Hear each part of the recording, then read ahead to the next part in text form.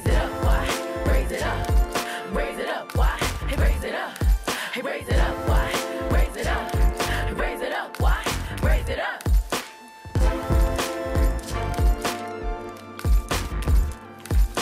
North side, raise it up. South side, raise it up. East side, raise it up. West side, raise it up. Raise it up, raise it up, raise it up, raise it up, raise it up. North side, raise it up. South side, raise it up. East side, raise it up. The west side, raise it up, raise it up, raise it up. Hey loves, hey loves, hey loves, hey loves. My name is Wyann Vaughn. I also go by Y, and this is another intriguing episode of Raise It Up Y, the podcast. We are coming at you the last Thursday of May. Yep. Of May 2022. This year is flying by, and I live in the future, so I thought this was already June. But anyways, we are coming at you the last Thursday in May in an episode we are calling Is the Ego Your Amigo? As the episode progresses, you'll see that is a play off of a slogan that Dr. Dre likes to use when we're in the studio. And he lets it be known to a lot of those very, what would I like to say, ambitious new artists who are sometimes, I don't know, looking to, in a weird way, to impress him or anyone else that's in the studio that day. A lot of people come in with a lot of vibrato. A lot of people come in, you know what I'm saying, like already ready. I hope there's nothing but love and respect here on the podcast of Raise It Up Y. I want you to know that before I say the rest of this story. I'm one of those weird people that only speaks from truth or what I actually know and have researched. And if I don't know and have researched it, I'll tell you that. If ever I'm telling a wild untruth, I will tell you that as well. So this is me recounting an actual memory, and love and respect to this particular young rapper if he ever were to hear this. However, in Dr. Dre's home one day, we're having a conversation with a few other folks. I'm going to give as little details as possible just in case this person listens. Once again, love to you, young man. However, a gentleman, maybe he thought it was important for him to hold his own in front of a room full of legends, because it wasn't just Dr. Dre that was in the room. Not only was it not just Dr. Dre, it was, what does that sound? Quavo, that's on the mic. I'm recording for real. That's okay. We're keeping all that. We're keeping all that. I want y'all to know what I go through when my babies come to help. Help me. Help. No. They came to help me, so I have more of my my baby loves in here today, in the place of my angels. But anyways, this is all an introduction story that's become very long. The reality is this young new artist who was in this billionaire's house decided to say that he was one of the best rappers that Dre had ever heard, which made everyone kind of look at one another. And we were like, oh, yeah, I mean, that's good. That's good for this young gentleman. And it was like, yeah, like ain't nobody on your roster that could really mess with me. I was like, okay. You know that on his roster resides Slim Shady, the real Slim Shady. All you other Slim Shadys are just imitating, but not. And mind you, at the art of rapping, I want to make sure that we talk about that on this episode. There is a difference between the art of rapping, actual rap, and do you like the person's song, which entails a lot of production credit. So some people mistake, oh, I can get jiggy to your song with, oh, you're a great rapper. No. Everybody who raps very well doesn't always have the bombest of beats. So I just don't want you to confuse the two. Anyways, this young, beautiful soul in the heart, said to Dr. Dre, yeah, you know, I don't really know if anybody on your roster is really fucking with me. Like, and I sat there and said, no. And we sitting there eating some shit he ordered, Nobu, something. I'm just like, I'm trying to like not be in the conversation. I'm trying to start shit conversation with focus and shit like, hey, so with everything. He was like, oh, is that right? Oh, okay. And I'm just sitting here like, because not only is the real Slim shady, but Kendrick is on this man's, that guy right there, kid from Compton, Centennial High. Okay, anyways, instead of saying anything too wild, we go upstairs where one of the floors is a studio, home studio. And before I can rap, rap? Where's your songs? Raps don't sell records, songs do. Where's the hook? If you can't if I don't hear a hook, what I'm listening to you rap for? Rap? Are we trying to sell records? What are we doing? I'm like, and as I saw that gentleman, you ever seen a whole person like shrivel? But once again, and that, I mean, almost very loudly at that point, man, the ego is not your amigo. Everybody in the room, ego is not your amigo. Man, is the ego your amigo? I was like, oh, this is so sad. And I just sat there, but it's like, you remember in school when the kid that was talking crazy or talking too loud, you could see he was about to get in trouble or she was about to get in trouble, and you were almost like trying to shut up for the person? That was my feeling at that moment. And I put all that out there to explain the title of this episode. Is the ego your amigo? I'm not doing this episode alone.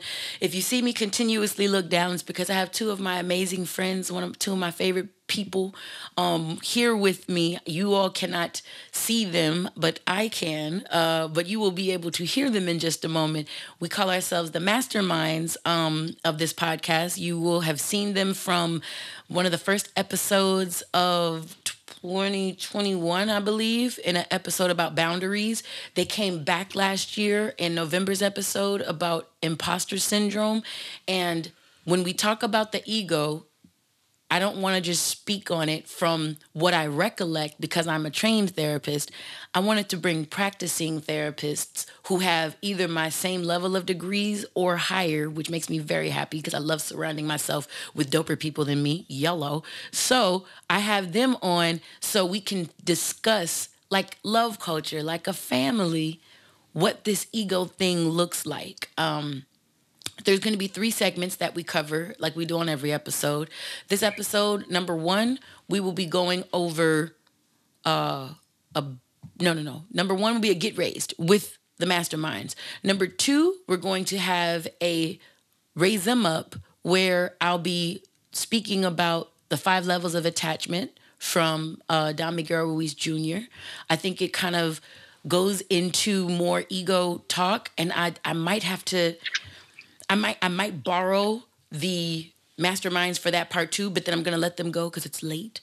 It's my life. You understand me? I'm always late wherever I go or whatever I do. Hello. But anyways, and the third part of this episode will be a break it down. If y'all haven't seen the episode as a love onlooker on YouTube, we have a lot of Kendrick Lamar all behind... I don't know if I want to finish that sentence. All decorating the set of this podcast, and it's no secret. The gentleman dropped after 5 years of not hearing from him. So y'all knew on an episode where we're covering everything that happens in May 13th, Friday the 13th to be exact. We had a resurgence of, I don't know, on the West. It felt like a holiday, I'll be honest with you. I couldn't hold my breath all Thursday. But that was May 12th. But I just wanted to say that to say I look forward to tapping in and going up with all of you loves in love culture. If you're an onlooker on YouTube, hello. Thank you for being a part of us. If you are a listener everywhere that podcast can be consumed, I'm just saying thank you for spending your non-refundable time with us. Love culture, home of the loves that is Raise It Up Why the podcast. Every one of our episodes begins with grounding. Grounding is where we just make sure that we are present when we are in these episodes. So I want to give everyone an opportunity to separate space from wherever they just were with where they're coming. So let me just go on ahead and invite you to close your eyes. If you are driving, don't. All right. Go ahead and keep them eyes open. However, everybody else, everybody in the club, I invite you to close your eyes and take a moment to be here with me. Hear my voice. Feel my feet. Wiggle your toes. Touch on your beautiful nose. And I just want you to do that to recognize that you are here, alive, present with us today. Breathe a breath in. Blow a breath out. Do that again, and not like Boomer, who's holding an imaginary joint in through your nose. And out through your mouth. I'm sorry, y'all. And take a moment to own this miracle that we are calling life, that we are breathing and winning just because we are living this life, just by spending time with my voice right now. Oh, you are investing into your betterment. And I would like you to sit with that and feel proud. I don't know. And let's go up. Let's go up together. I want to invite these beautiful masterminds in just to have some conversation, because I've been sitting here with them pre-pod talking, and man, we've stopped ourselves from having this episode about 2 or 3 times before we're getting in. One of the first masterminds that we have, there are 3 of us. You already know me. But our second lovely mastermind is our resident Psy D. If you are a frequenter of Love Tuesdays, which is where love culture convenes on Tuesdays, 6 p.m. on the West Coast, some would call the best coast, on my entertainment Instagram at Wyanna, WYANNA, you will be able to go up and party with at Mitzen Okada. So Mitzen is in the house. Mitzen, say hey to everybody. Hey, everybody. That was a hey, everybody. That was just... Hey, y'all. Love y'all. We got a hey, y'all, and I love y'all from Mitzen. And then also, we have, I am a MSW holder, a Master of Social Work. However, when you're dope AF, you continue on with that Master of Social Work, and you go on to be licensed and clinically trained in social work. And we have an LCSW like that on here today from Whole Life Baltimore. We have Urban Counselor. Urban, say hey to the people. What it do, family? Peace, y'all. What's going on? I love this, and everyone knows that he's from Baltimore because he said, what it do? Can you just say... Do? And number two. There was so much of me wanted to have you on like February 22nd this year episode, just so I can hear you say the date. February 22nd. That was a 2022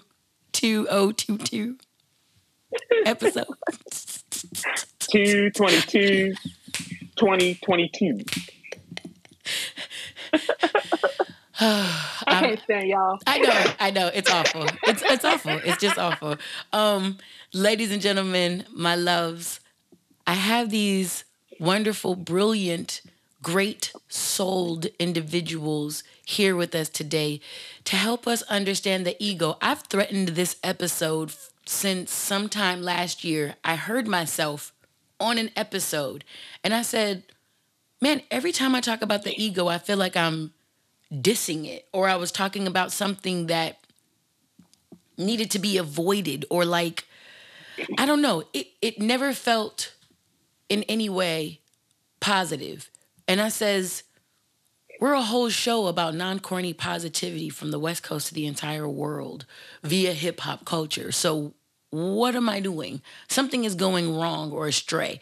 I wanted to bring on the Masterminds to help with this question. So first, before we ask the question about the ego, it would be nice to know the ego. So maybe Mitzen, then Urban, in your own words, or if you want to just read it from somewhere, if you have it offhand, what would you define as the ego?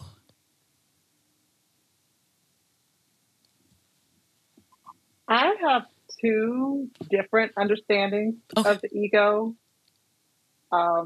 One in the sense of, in spiritual circles, we tend to think about ego as the selfish nature, or in church terms, the big I between the S and the N. Got it. Basically, anything that is centered around your own selfish needs, where you're not being altruistic, you're being more narcissistic in your outlook. Got it. In terms of psychology, the way that we tend to think about ego in psychology usually comes from Freud, from the concept of ego, id, and superego, which we all know, having been through the schooling that we have, it deals with our base impulses, our base nature. Superego is what kind of is our moral compass, what kind of helps us blend into society or emit socially acceptable behaviors. And the ego mediates between those two functions of the mind. Nice. And then ego psychology takes it a bit further and talks about ego functions. So ego functions, healthy ego functions, I think, like reality testing. Can we tell the difference between what's going on in our minds and what's happening in reality? We talk about reality testing with people who are dealing with psychotic episodes, for example. So what is their reality test? What is their ability to reality test or engage in proper reality testing? Can they tell that the stuff that's going on in their minds is not going on in the outside world? Oh, wow. Impulse control. Do they have the ability to rein in those aggressive impulses? When you just want to tell somebody off, right, or jump out of the car and give somebody a peace of mind in morning traffic. Yeah. Some people are not able to do that. And so that is not, that is showing that the ego is not functioning properly, and that I feel like I'm not using a great terminology to describe that, but it's basically, I'll say the ego isn't function optimally in that sense. Okay. Are you able to engage in affect regulation? Can you kind of deal with your feelings without letting them overwhelm you? Are you, and it goes on and on. Can you exercise good judgment? So these are, and it goes on, but this is just basically some examples of healthy ego functioning. Nice. So depending on which mode I'm in, I can kind of say, okay, this is how we're talking about ego now. We're talking about our base nature, our narcissistic impulses and desires, or we're talking about what is a healthy sense of self. Nice. How are we nurturing a healthy sense of self in the world? Nice, nice. A lot of sense of self when we're discussing the ego. Urban, what would you say in your experience you have as the definition of the ego? So the ego definition for me is pretty much a part of the personality that strikes a balance between, like what Mitz was saying, like those basic urges as well as striking a balance between your moralistic and idealistic standards. So like what Mitz was saying, she hit it right out the park. Like balancing between that id and super ego. And the id, when we're talking about the id, is based in the pleasure principle. So those basic urges. So if I'm hungry, I want something to eat. Absolutely. If I'm horny, I want some sex. Hello. You know what I mean? Or, you know, if I want to punch somebody, basic urge, I want to go and punch somebody. Right. Right. But and the super ego, you know, that's really developed in like later childhood. Mm-hmm. And it's also influenced by, you know, our social connections, and also the messages that we have encountered as we come up, you know, in our childhood. So the ego pretty much mediates between the id and the super ego. And one thing about the ego is that it's rooted in reality principles. So pretty much the reality principle helps to make sure that those basic urges are satisfied in a way that's socially acceptable. So, for instance, kind of like what Mitz was saying about driving in traffic, right? So say you driving down the highway, Right. somebody cuts you off. Your first reaction is going to be like, yo, I want to give them a piece of my mind. They cut me off. Right. But the ego is going to be like, yo, chill. Don't do that. That's going to cost you. So your basic urge was to let them know something. Right. But the ego is like, hold up. Let's think about this. Don't do it. It's going to cost you something. Right. So, yeah, the ego is kind of like that friend in a sense that kind of helps to mediate those basic urges, but also keeping in context of what is morally acceptable. And you know what I'm just from my crude understanding from, you know, psychology 101 back in 2000. No, Miss Uchi, no. When I first did my psychology class. Id, limbic system, emotion. I'm talking about basic, like you said, the base level stuff, Mitz. I understood the ego to be the problem solver. The problem solver. And then I understood the super ego to be Jiminy Cricket, so to speak. Always let your conscience be your guide. The more, you know, Mr. Morale. Okay, yes, I am so Kendrick ready. I'm sorry, guys. Okay, I'm here for it. But yes, helping the good conscience, the morality of topics. And I always use the example of, like you said, id says, oh shit, I'm hungry. All right, cool. Ego says, bro, we're in a flea market right now and they selling apples right over there. Well, we don't got no money. Take it. Take the apple. You're hungry. Take the damn apple. That's a problem solver, right? I'm solving the problem. I snatch the apple. Super ego comes in and say, hold on. With the who said that joke? They said it's an old nigga that'll pop out anywhere. Hold on, nigga, that get you 5 to 10. You know what I'm saying? Like, and it won't get you 5 to 10, I don't think. Not to say that you should do it because it won't, but anyways, the thing is, what will tell you, like you say, that good or bad judgment, that's what I had understood in a crude way, just, you know, in using one whole situation. Stepping on Jordans can be the same thing. I feel offense. Ego say, nigga, you mad, punch him. You know what I'm saying? That'll solve your, you know, you got extra energy. You feeling froggish leap. You know what I'm saying? And then again, super ego says, wait, hold on. But he got 60 niggas with him and it's just you. Right. That's different. Right. You know what I'm saying? Like, not to say that you can't still, you know what I'm saying? But it active. Yeah. Then there's a whole set of extra stuff to think about. So, in going towards our second question, in you all's experience, is the ego one's amigo? Is the ego your friend? Maybe Urban, then Mitzen. Yeah. So with that question, that's a good question. So one thing about the ego is that it does help you to have like an identity.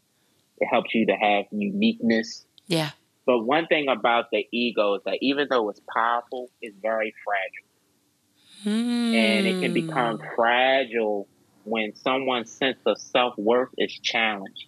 So as you were talking about, the Dr. Dre sit down, that whole dinner situation, and that person was talking about, like, yo, I'm the best rapper, doom, doom, doom, doom, doom. Now he's coming in like inflated ego, like he feels like he's the best.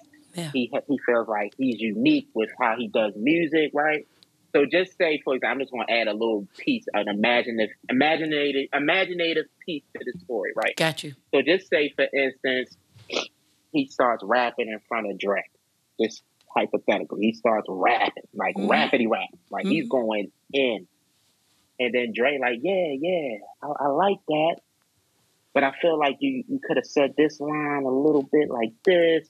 You could have put that there, right? Yeah. So mind you, before he was like, yo, I'm better than like a lot of people. I'm better than cats in my neighborhood. I'm up there with the 50 Cents, the Eminems, the Games, the Kendricks.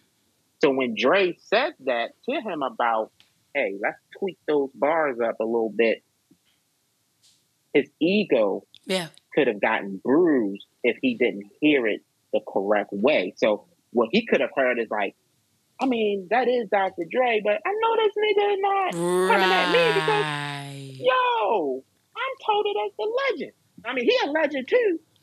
I'm a legend. So at that point, the ego is not your best friend because it could get easily bruised when your sense of self-worth is challenged. Ooh, right? Wee.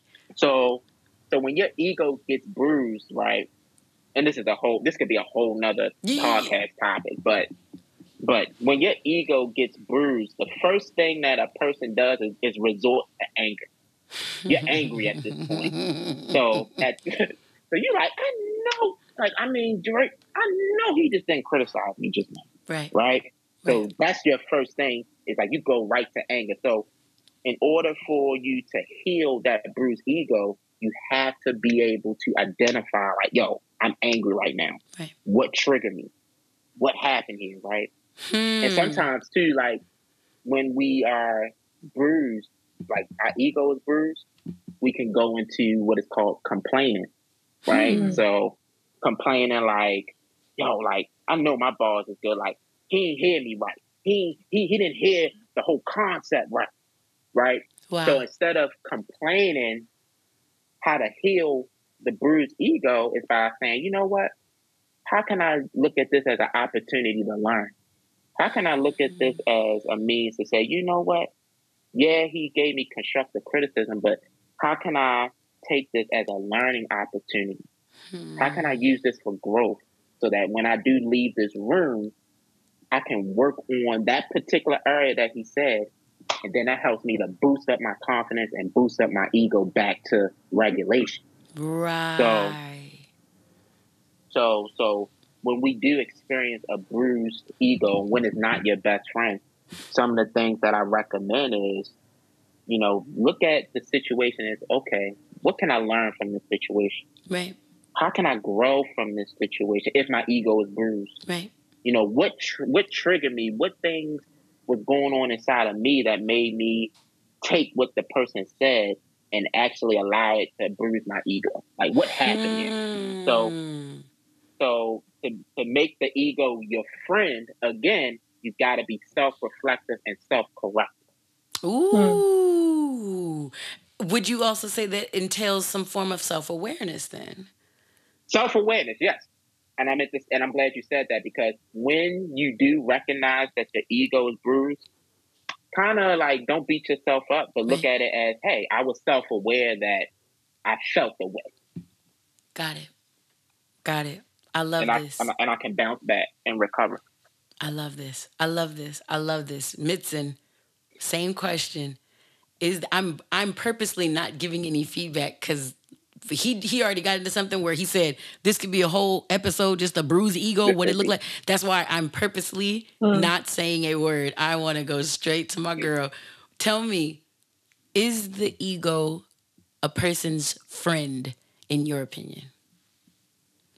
I think it depends. Okay. Well, going back to Irvin's imaginative piece to your story, why? Yes, please. And I thought that was a beautifully laid out scenario, assuming that the young man would have even gotten that far to be produced by Drake after those shenanigans that you had described. Because that's what's happening. At that You know point, what I mean? getting the intellectual Right. property of Dr. Dre on your verse is being produced by Dr. Dre. And that's an honor in and of itself. So, like you just said, if you haven't already offended the man with, Right. with your shenanigans, but By continue, insulting his yes. whole roster and basically insulting him. All I'm saying. And his ear. All I'm and saying. his instinct. Assuming that he would have even gotten that far. that was a great way to imagine that story. But one could also imagine the scenario where, like a Uncle Phil and Jazz situation.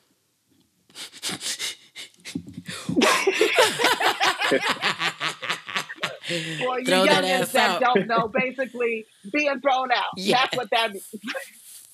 So, in that case, no, the ego is not your amigo, because if you are so wrapped up in your own sense of self that is not secure, that's not grounded in anything external or grounded in those external relationships. Mm-hmm. And I think that's what contributes to that fragility. It's not really grounded in relationship. It's just you trying to fit into what you think is the best thing, or to prove to everybody that you're so great. And that causes you to lack self-awareness that can That's a point. lead you to blow opportunities, like being in front of Dr. Dre and insulting him and his entire roster. So in that scenario, no, your ego would not be your friend. Say that one more time, Mitzen. Say that last part one more time, because what you said was really important. Which part? Just the ego in that scenario, your ego is not your friend. In the grounding of it, what you were saying, without that grounding. Without that grounding, it causes you to lack self-awareness. It causes you to lack, or basically just not feel secure within yourself, and to know that, yes, I'm here in this space. I have already been shown worthy to be in this space. I don't have to try to one-up anybody. She said the two words. She said it because it was the relationship, being grounded in relationship, and then the fact that you're speaking from a space. What you don't realize is you're speaking from a space that's attempting to prove your worthiness instead of knowing it. Mitzen, I mean, I'm sorry, Urban. You used to look like you was gonna say something. Yeah, I just wanted to piggyback on what my sister Mitz said, man, about that grounding per se. Like, that's why, like, when I tell men that I'm working with, right, like, you can have all the talent in the world, but the true key to success is being self-reflective and being grounded. Yeah. Because once you are grounded, you're able to really see things for what they are. You're able to see things from a point of view where it's like, all right, like, I understand my strengths, but I also understand, like, this is an area like I need to improve upon too. And it's not, your ego is not so self-inflated that you miss out on personal development with your ego and growing that area. So that grounding aspect is critical. And like I said just a few minutes ago, like, you can have all the talent in the world, but success is when you can say, you know what, I can reflect on me. I can be self-reflective and point out areas that, you know, I need to be grounded in. Yeah. Things I need to work on. And I'm not all that, but I know I need to grow. Yeah. Yeah. The both of you. I'm trying not to keep y'all here all night. You know how we do. You know what this is. Y'all know what this is. But everything you guys are saying are... okay. When Mitzen said, when a person... I'm taking it away from the gentleman who rapped for Dre. When you're not grounded, and Masterminds, may I interchange this grounding word with connection to present, and connection to being present, Sure. / understanding one's worthiness, one's sense of self-worth. I think a combo of those Yes, two. absolutely. A combo of those two. I Okay. agree. I'm bouncing off my masterminds on purpose with that, because even for the episode, I just spoke and you guys were listening. When I ground people before the episode, it's separating space from where listeners were, all you loves that are listening and watching, wherever you were before you began tuning in to this episode. We do grounding as a buffering space. It's a time to get you ready to be present in what we're talking about here and now. Listening to this episode while blow drying your hair might not work so good. Why? One, because I've done it. Hello. And you sitting thinking you getting all of the pieces, and then Urban starts saying something and Mitzen chimes in, and then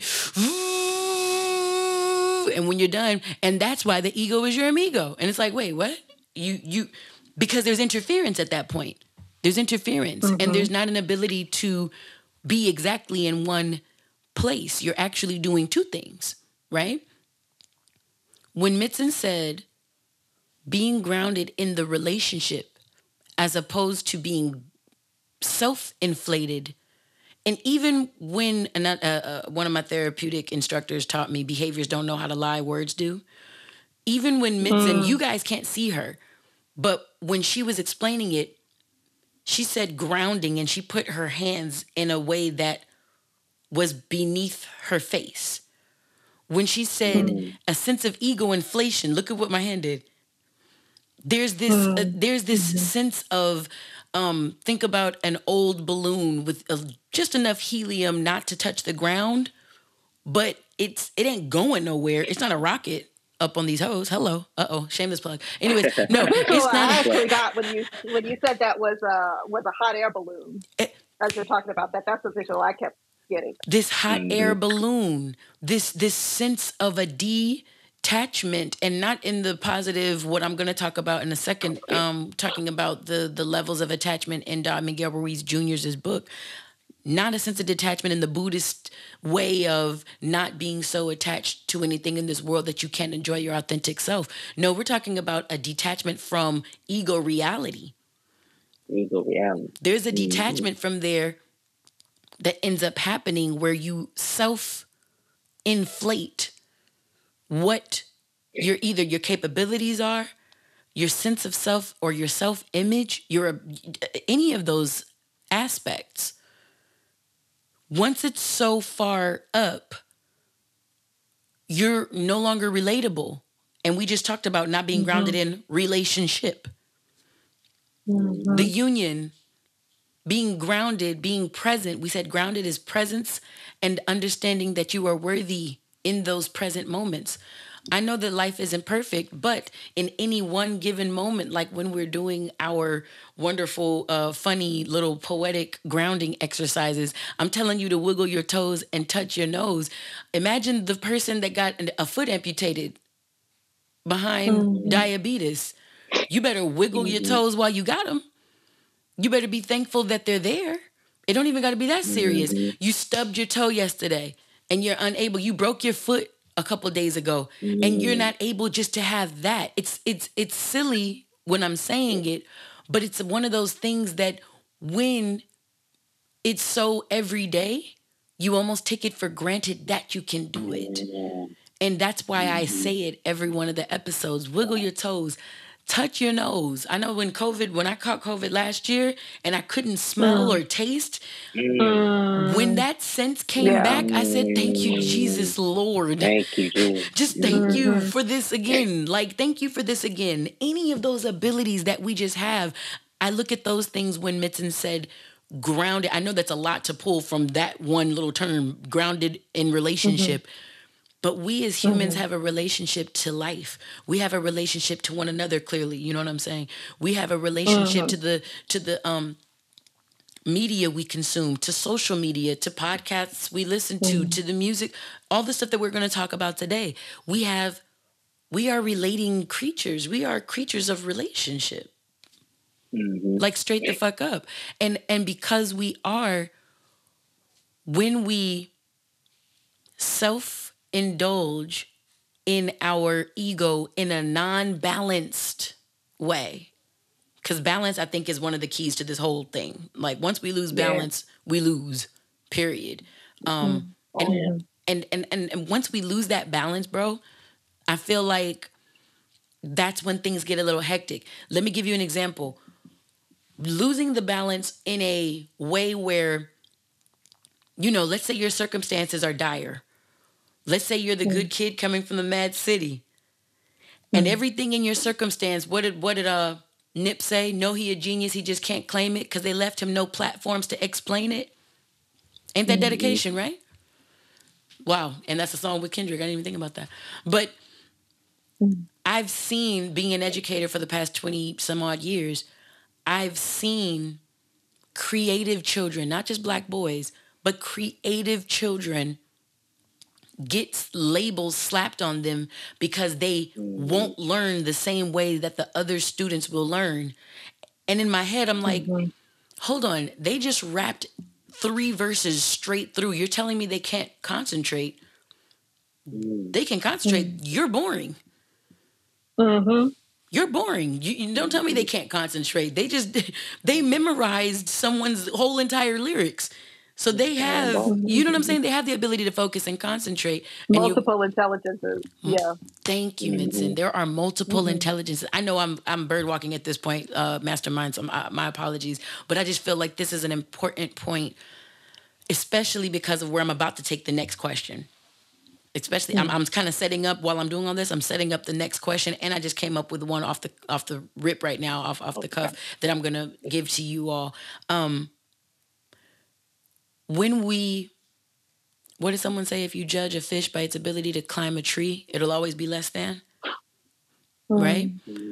In my opinion, when you have a person who is in a situation where they don't feel like they're enough anywhere, not just because the schools they're in don't reflect back to them the genius they feel they are at home.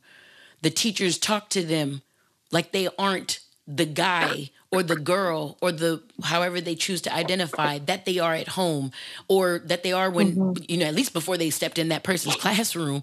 You know what I'm saying? Like the kid that tells the instructor, I'm going to be a successful engineer when the young girl that says, I'm going to be a successful architect when I grow up. And the teacher that says, oh, sweetheart, don't you mean like you want to be a fashion designer? And it's like, oh, I got you sort of a thing. You know what I'm saying? Like when you do that to some of these kids, the ego in those senses, it goes back to something that Will Smith said in some of his motivational videos. This is years ago that I saw this.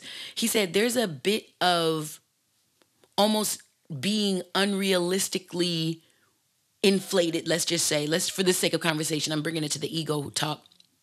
You almost have to be a little bit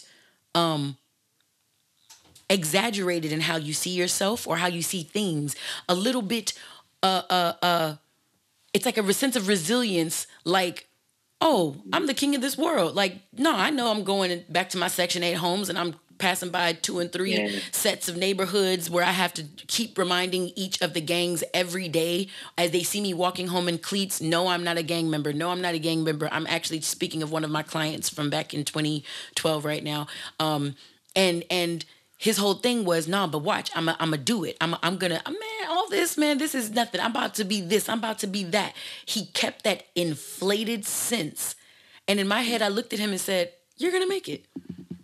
You're gonna really make it, because he's attaching himself to something higher, better, raise it up. He was focusing up and higher than what his situation reflected back to him.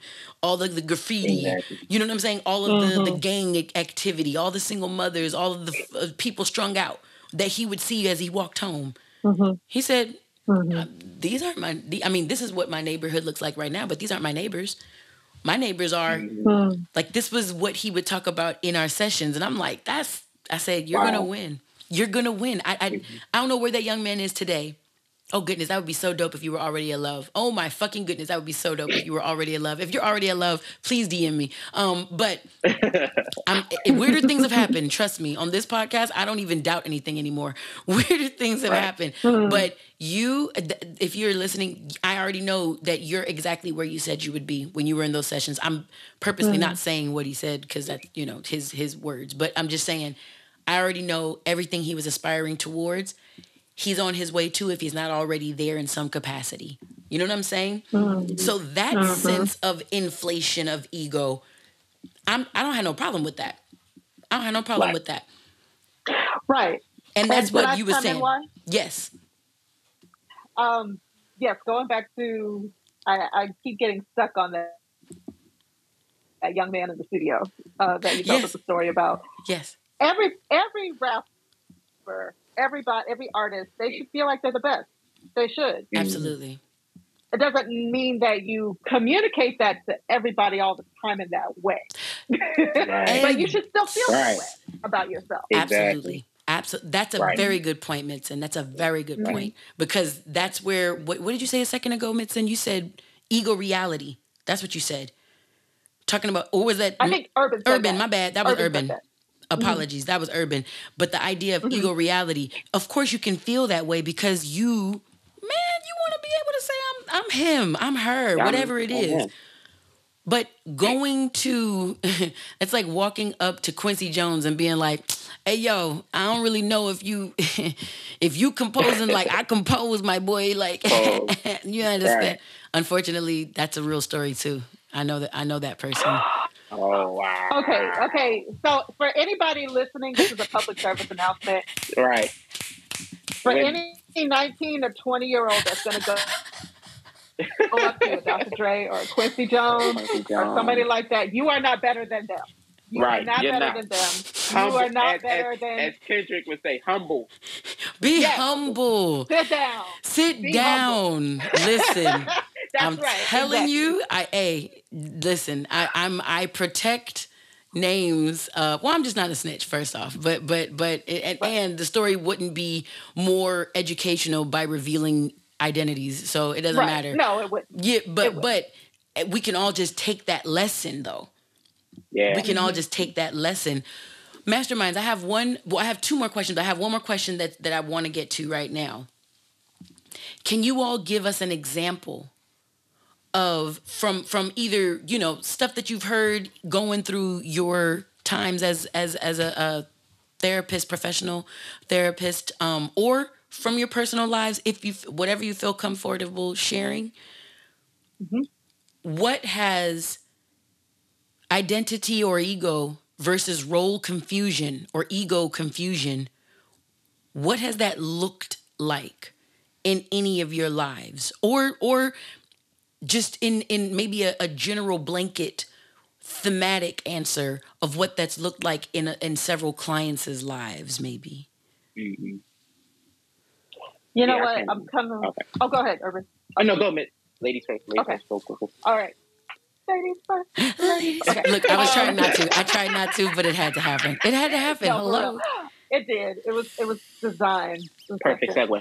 So, yes, in terms of and just like that, I forgot the question. Okay, practicing in real life? Yes. Oh, Jesus. Okay. I know for people who in practice, people who have a strong sense of identity,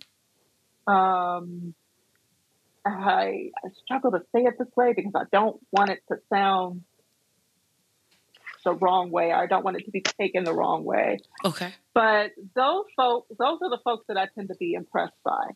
Okay. Pretty early on. Okay. Not to say that anybody else isn't impressive or that I'm not impressed, but in terms of just their ability to grasp things and their ability to kind of, I was listening to somebody this week, And they were just kind of laying out, some ways that they were thinking about themselves and the future, Right. and how they were processing their role in their life. And I was just like, man, this person's got it. Yeah. Yeah. For somebody who is on the other end of the spectrum, who is struggling with their role, those are the folks who need a lot of support, a lot of hand holding. They need a lot of containment in that way, just to kind of help them hone in on what are those qualities about yourself that you want to foster. How do you see yourself fitting into this life? What do you see as your role in society? What is your identity? Who are you? Those folks need a little more time to process that. And those are the folks that, will sometimes be with you for longer. And that's okay, because everybody's circumstance is different. Everybody's internal makeup is different in how they process things.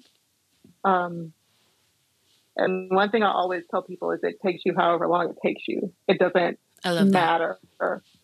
In the grand scheme of things, how long, especially for, and I know a lot of young people listen to this, especially for people in their early 20s who feel like they don't have time, or maybe they made a wrong decision, or they got sidetracked. It's just a small slice of your life. And yes, it can feel like a huge derailment, but you will be, 2 years down the line, 5 years down the line, 10 years, 20 years down the line, looking back at this period of your life and realizing, you know what, this is just a moment in time. The circumstance did not define me. I didn't fuck it up. I didn't royally screw up. It just, I was able to move through it, and it was okay. Absolutely. I hope I answered the question. Yeah. All right. Urban. Yeah, that was good, Mitz. That was good. Real good. I just want to speak from like a personal point of view, like coming up, like in high school, right? Like going through high school, and just growing up in like East Baltimore for real, like seeing everything that I saw, and being like a honor roll student in high school, right? I was kind of questioning like my identity, like who am I? What do I want to be in life? Because like I'm seeing everybody in my neighborhood, they getting the girls, they doing things that seemed cool to me, and I'm like, here I am, this dork doing my schoolwork, and I'm like, and I'm liking it though. I'm like, man, I'm liking getting these A's and these B's, and the principal shouting me out on the intercom. But then at the same time, I'm like, I'm looking at them like, yo, they fresh. They got the fresh clothes. They getting the girls. I can't hardly get a girl. Like, Right. What's going on? Right. So at that stage of my life, man, like I was really questioning, like, who did I want to be? Who I want to become in this world? And it caused me, even at that time, to battle, just looking back, like some depression. Cause I'm like, man, like I'm trying to figure this out. Like, I want to be who I want to be as far as doing good in school. But then I'm like, I want to be with them too. Yeah. But I knew that either decision that I made would come with a consequence, either good or bad, right? Yeah. But I would have to say, if he is listening, my advisor at the time, Mr. Lassiter, he saved my life. I love it. Because he was just telling me, like, yo, like, I know you are battling, like, trying to fit in with the in crowd, but also trying to be yourself at the same time. But he was just like, Mr. Lewis, he was like, make sure that whatever you do in life, make sure that you stay authentically you.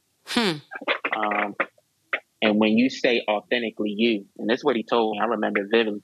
He's like, when you stay authentically you, you're always going to come out on top. And when he said that, I was like, okay, Mr. Lassiter, got it. You cleared it up for me. Yeah. So I was like, all right, I want to be on the up and up. You know what I mean? Like I want to build towards, going to college, building a career, family, things like that. So that was just like from a personal example, like identity versus role confusion in my own life that I had to navigate. And I always say to the young people out there, like if you can connect with a mentor, please, please connect with a mentor, and as much as possible, try not to be too prideful in seeking help and connecting with someone that can, put you up on game about some things, because we all need some type of support. And it's okay if you are battling with trying to figure out who you are and what you want to become. It's okay. But we do need people in our lives where we feel like we can trust them to talk it out. So there's nothing wrong with connect with a mentor, a therapist, whoever that you feel comfortable with, and talking these things out so that you can get to the core of who you are. I love the call to action. I love the permission that you're outwardly and openly giving any listener here. You have permission to be honest with where you are in your walk. You have permission to ask for help when it's needed. You have permission to not have everything together. I'm thinking about all the young folks that I work with or have worked with, whether it be 1500 Sound Academy, whether it be the college where I was working, whatever it is. And I'm thinking about all of these, by 18, I have to have it like this. I'm sitting here like, nigga, you gonna have a rough go at it. I promise you, you're going to have a rough go at it. You're going to set yourself in an early grave. All of these expectations. Didn't Mitzen just say in Love Tuesdays a couple of weeks ago? No. Between Mitzen and Urban in Love Tuesdays, this was like 2-3 weeks ago, and you all were typing in when one of my old students former students, was saying something in Love Tuesdays, and you said assumptions are the number one relationship killers, and I think that expectations is number 2. And Mitzen, you gave a caveat. You modified that. How did you modify it again? Now I can't remember. I think I said uncommunicated. Not uncommunicated. Expectations or unrealistic expectations. Uncommunicated or unrealistic expectations. And I want to encourage everyone to remember that your relationship with yourself counts. Assumptions about yourself and not actually identifying with yourself. Not connecting with yourself. Assumptions about self are as catastrophic as assumptions about other people and thinking you'll have a healthy relationship. That's one. Number 2, having these unrealistic, unfounded, not communicated expectations in a relationship with yourself is as catastrophic to relationships as what you intend to have with, and we're not just talking about a romantic partner. I'm talking about your business partner, right? Any relationship at this point, any relationship, unexpressed or communicated, unrealistic expectations. These are all, man, my final question, and I'm so mad because I have my babies in the room and I want them to hear y'all talking but I don't want I was going to open this, but I don't want the feedback to bleed here. Now you have to listen to this episode, especially with this part.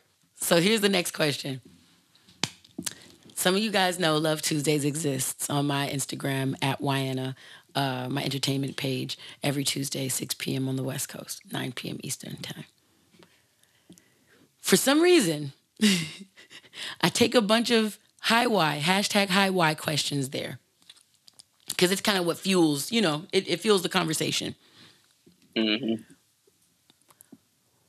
I introduced relationship topics one time, and I feel like we've been stuck for about 4 months, if I'm not mistaken. It's been up from there. It's been up from there. Urban. It has been relationship central. Since about freaking, I want to say since, I know, because I was trying to get everyone ready for Valentine's Day. So I can guarantee you it's going on 4 months. Going on 4 months by the time some of you all hear this in June. Okay. So this is a great question. If I do say so myself, Let me pop my collar on the side where the love culture is. Pop. Understand me? Urban counselor and then Mitzen Okada. Mm-hmm. Please, and I asked TJ this on the February episode because it wasn't What's Love Got to Do with It. I actually changed the name at the last minute to Let's Talk About Sex, Baby, because people like to confuse love with okay. They did. I knew something was wrong when they changed You Must Be Used to Me Spending boom boom and all that sweet whining and dying. It used to be look, everybody in the room, fucking you. And the thing is, so very easily we interchange the word fuck with love. And I know it's because it rhymed well, right? It's like a good homonym, right? Yeah. But at the same time, I think folks confuse homonym in that sense with synonym. Like love and fuck mean the same things. And therapeutically, of course, we all know they don't mean the same damn things. They don't. Okay, so here's my question. Urban, then Mitzen. Where do you all feel, maybe in your practices or in your person, well, no, let's leave it in the practice so you don't have to expose too much of yourself if you don't want to, as Boomer is over here trying to finish all the, some say the X. No. Boom, boom. He going in. Boom going in. Boomer Did It has a new single out. Okay, we'll get that added in. Nope, I'm on it. You're already in the pay your dues. You don't have to do the choice. And Christina Aria has a project out. We'll get to you too, both of y'all. Yeah. Okay. Where does ego... Boomer almost ended this whole fucking publication right now. Like, y'all fucking up. No, where does the ego... Where do you all see the ego commonly asserting itself in intimate relationships that's making it challenging for people today to experience fulfilling relationships? The question again, where do you see, because I asked TJ, what role does the ego end up playing in relationship? Remember, we have a Patreon exclusive episode where we kind of get more into, the Joe Budden podcast kind of took, hi Joe loves, hi the JBP loves, hi you guys. But we talked very candidly on Patreon, and then on the podcast, we talked a little more, not guarded, but it was just we pieced certain things together about our relationship and where ego happened to play a role in our relationship, right? But I'm saying as therapists in a therapeutic setting and from your perspectives, where is the ego inserting itself in relationships to the point where it seems to be, I don't know, blocking the ability for relationships today to feel fulfilled? What are you noticing as a pattern? If you're even noticing patterns, Urban first, then Mitzen. I work with couples a lot. Oh, okay. I get a lot of couples that I work with. And one of the ways that I've seen like the ego show up in relationships where it causes the individuals in the relationship not to experience love fully and authentically is when a person has been through relational hurt. So if a person has been through relational hurt, right, and they find themselves in a relationship, they are thinking from the perspective of, okay, I've been through this relational hurt.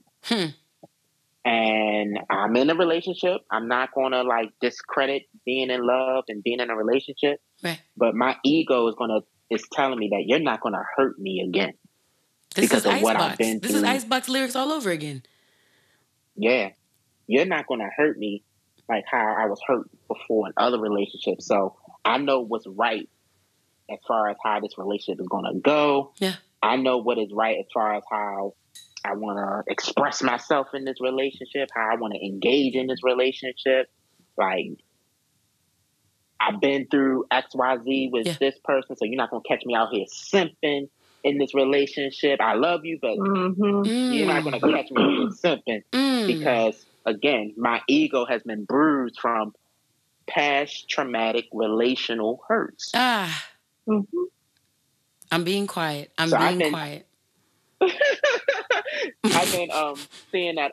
I've been seeing that a lot, like where couples will come in and either the man or the woman talks about, I've been through some trust issues, and I see how it's rearing its head in this relationship.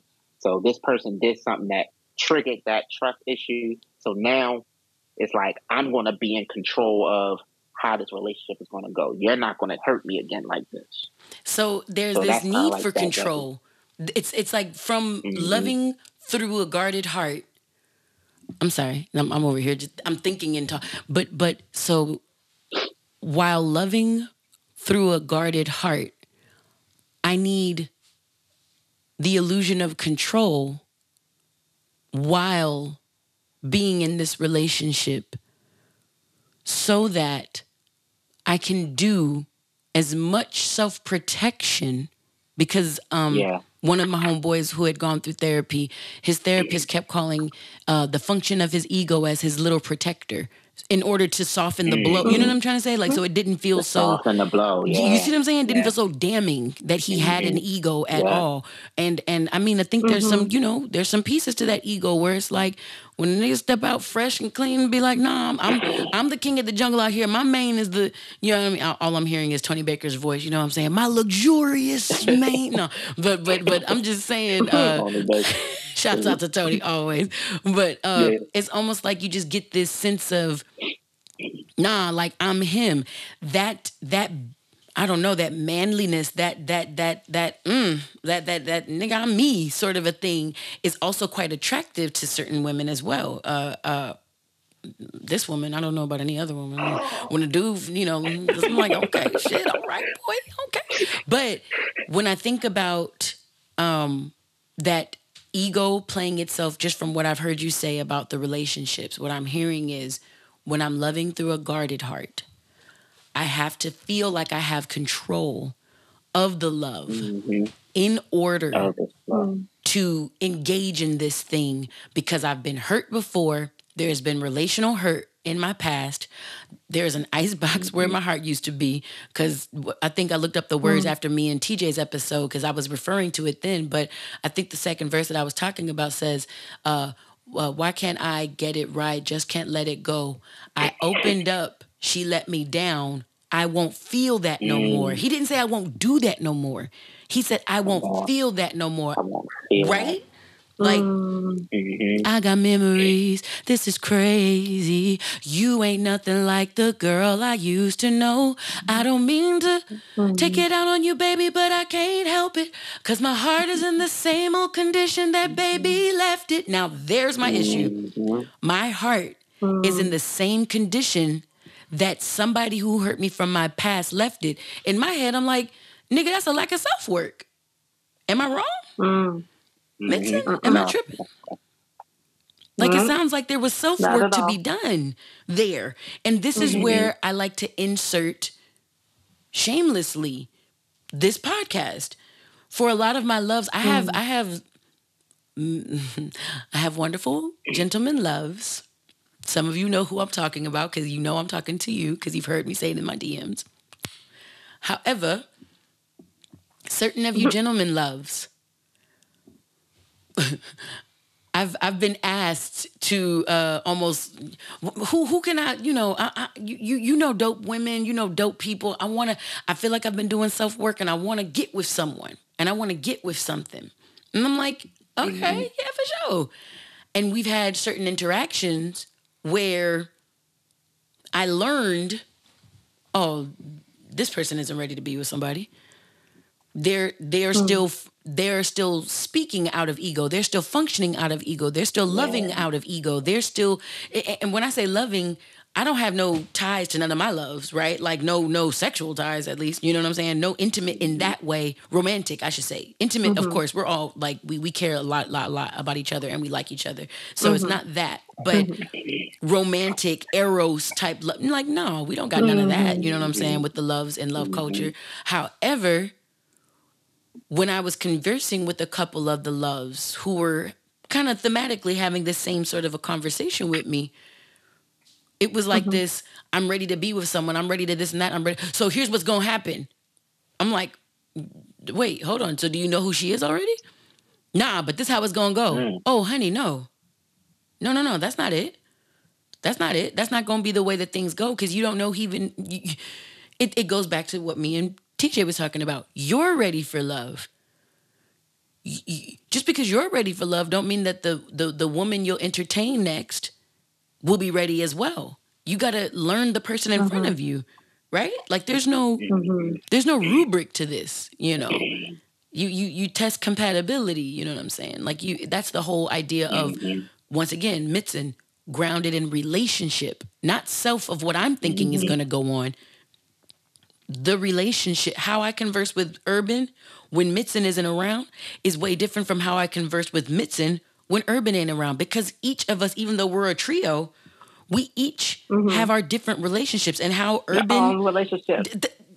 Each leg of this triangle that I'm looking at, I'm so sorry that you guys can't see these beautiful faces. I get to see them. I'm so sorry, guys. Aww. But these two other faces right here, when Mitzen and Urban, we have a chat, so I get to see when they're just talking when I'm running around the whole city. And because they're both practicing, let's just take it for this feature. Because they're both practicing therapists, sometimes when it's a how is your day going, one might reveal something about a client that they're not about a client. They're so respectful of confidentiality. What I mean is maybe what they learned about themselves during interactions with the client. Let me say it like that. Yes, very much more specific, right? But they might have a time where as practicing therapists, they affirm one another. I just be double tapping each of the, I mean, like, to let both of them know, I see you, I hear you, I am here, but this is a conversation that's not for the trained therapist. The practicing therapists are speaking right now, and that's a beautiful space. I love supporting these two. I love supporting, and y'all clearly see they support me. Y'all on my podcast for like the 80th time, my poor babies. I'd be like, hey, stay up till 9:00, party with me, and then have a whole full day of work tomorrow. Yay! They're sitting there like, all you motherfucker. No, they didn't say that. I'm actually looking at the time and I'm like, whoa, our East Coast brother, it's really late. Oh my God. There. I just look at the time. No. You know, anytime I can be with you guys for real, it's my honor, it's my pleasure. So if I need to stay up till however long, I just love being with my family, man, my sisters right here. We just don't want you to go to sleep on your clients tomorrow. No, you can go to sleep on one of them. No, I'll be good. The one that you've been hating on, the one that's been triggering you, the whole transfers out of motherfucker. No. You're gonna be like, man, that third client, my boy, I'm taking a nice Zoom nap on your bitch ass. No, I'm messing with you. No, I'm fucking with y'all. Totally fucking with Urban's third client. He loves you. Urban's third client tomorrow. Let me help y'all out. We love you. He loves you. Let me. I love you. Love culture. I love you. Culture. You hear me? But what an asshole. I love you. They're gonna come back to him after this episode comes out and be like, so was I your first client? Was I your fifth client? Where was I in your order that day? That's what they're gonna come ask. Oh my gosh, I'm laughing my ass off.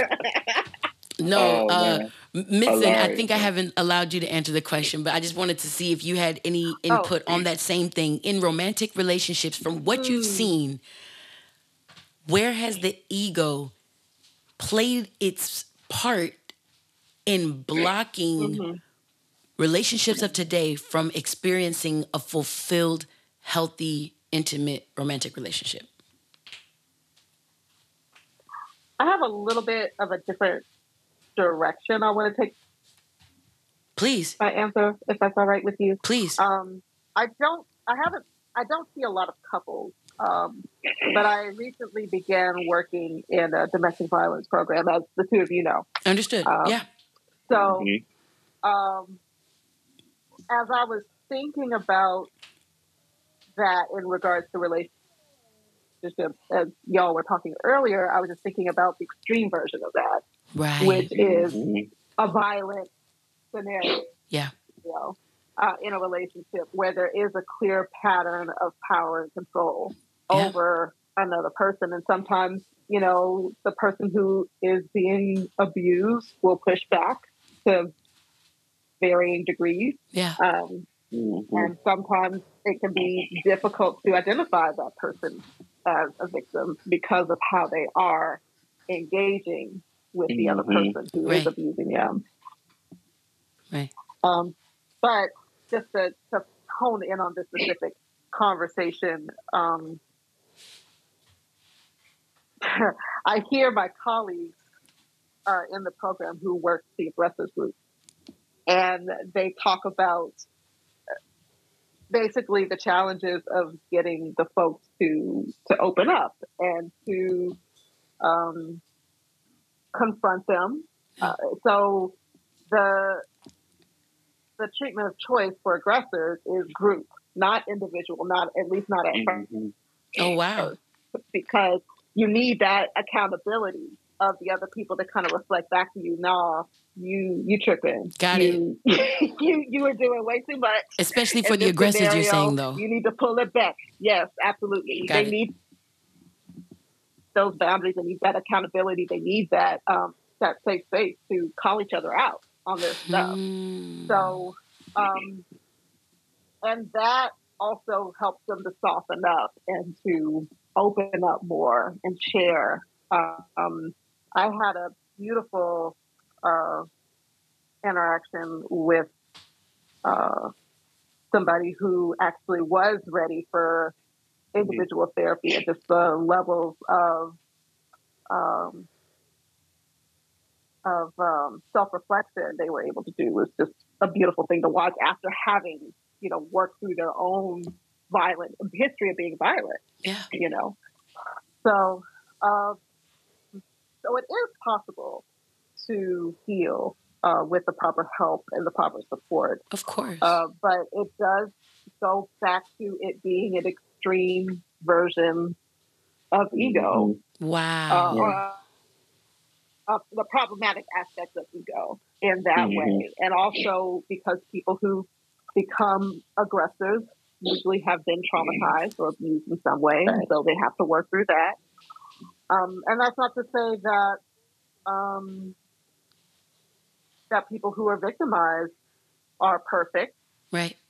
Or that they don't have aspects of themselves that they need to work on. It just shows up differently. Yes.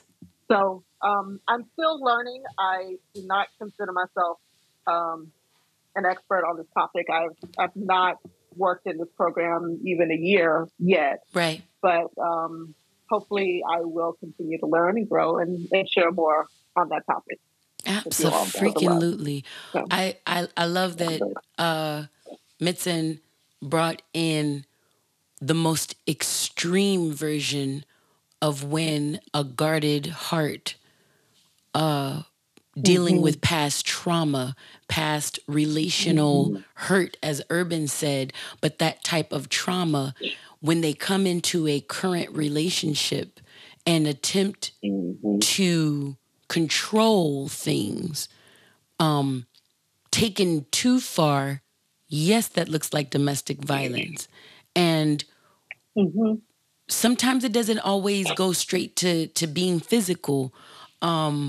Some of the in-betweens. It doesn't start that way. It rarely starts off physical. It's other means of control. That's a whole nother topic, and I wouldn't want to do it an injustice by trying to skim over it for time's sake. But Mitzen, hold me accountable to that, please. And maybe we come back, circle back on that conversation and everything so that we can make sure we have those really important conversations. Because that's a different one. Before I let the two of you go, I want to know on Mr. Morale and the Big Steppers, Mr. Kendrick's newest release, which of, if any, the songs made you really maybe connected? Which was the first song, or what song connected the most with you all? And really, no, I don't want to know that. I don't want to know that. I do want to know that, really, for myself. But in terms of sticking with this topic, when you think of ego, and when you think of whether the ego is your friend or not, what songs on that project exude, whether healthy or on its way to being healthy or needs to be healthy, ego relationship to you all? And of course, Mitzen, then Urban, you guys can choose any of those songs on the album. Yeah. For me, it was the joint Mirror. Mirror, the last song. I was just thinking about that. I choose me, I'm sorry. Yeah, I choose me, I'm sorry. And again, it just goes back to what we were talking about earlier about that self-reflective piece component to help manage that ego. And that's where that mirror comes into play. I got to be able to look at myself in that mirror and say, okay, what's going on with me? Am I choosing me today? Am I not choosing me today? What's going on here? What things do I need to take care of? What things are reflecting back at me that I really need to address and really look at? So the mirror for me, hands down. I love it. I choose me, I'm sorry. I choose me, I'm sorry. Yeah. I choose me. Because, sorry, I didn't save the world again. I was too busy building mine again. That's the end of the bridge that he says. Right. Like, I'm so sorry. When he said that, that spoke volumes to me, because in order for me to be healthy for anybody else, whether it's for my family, my wife, whoever I'm engaged, even with you guys, I have to be the best version of myself. I need to handle me. I need to take care of me, because when I take care of me first, that energy is going to bleed over to whoever comes in contact with me. And that's important. I'm sorry. I gotta do me. I gotta do my self care.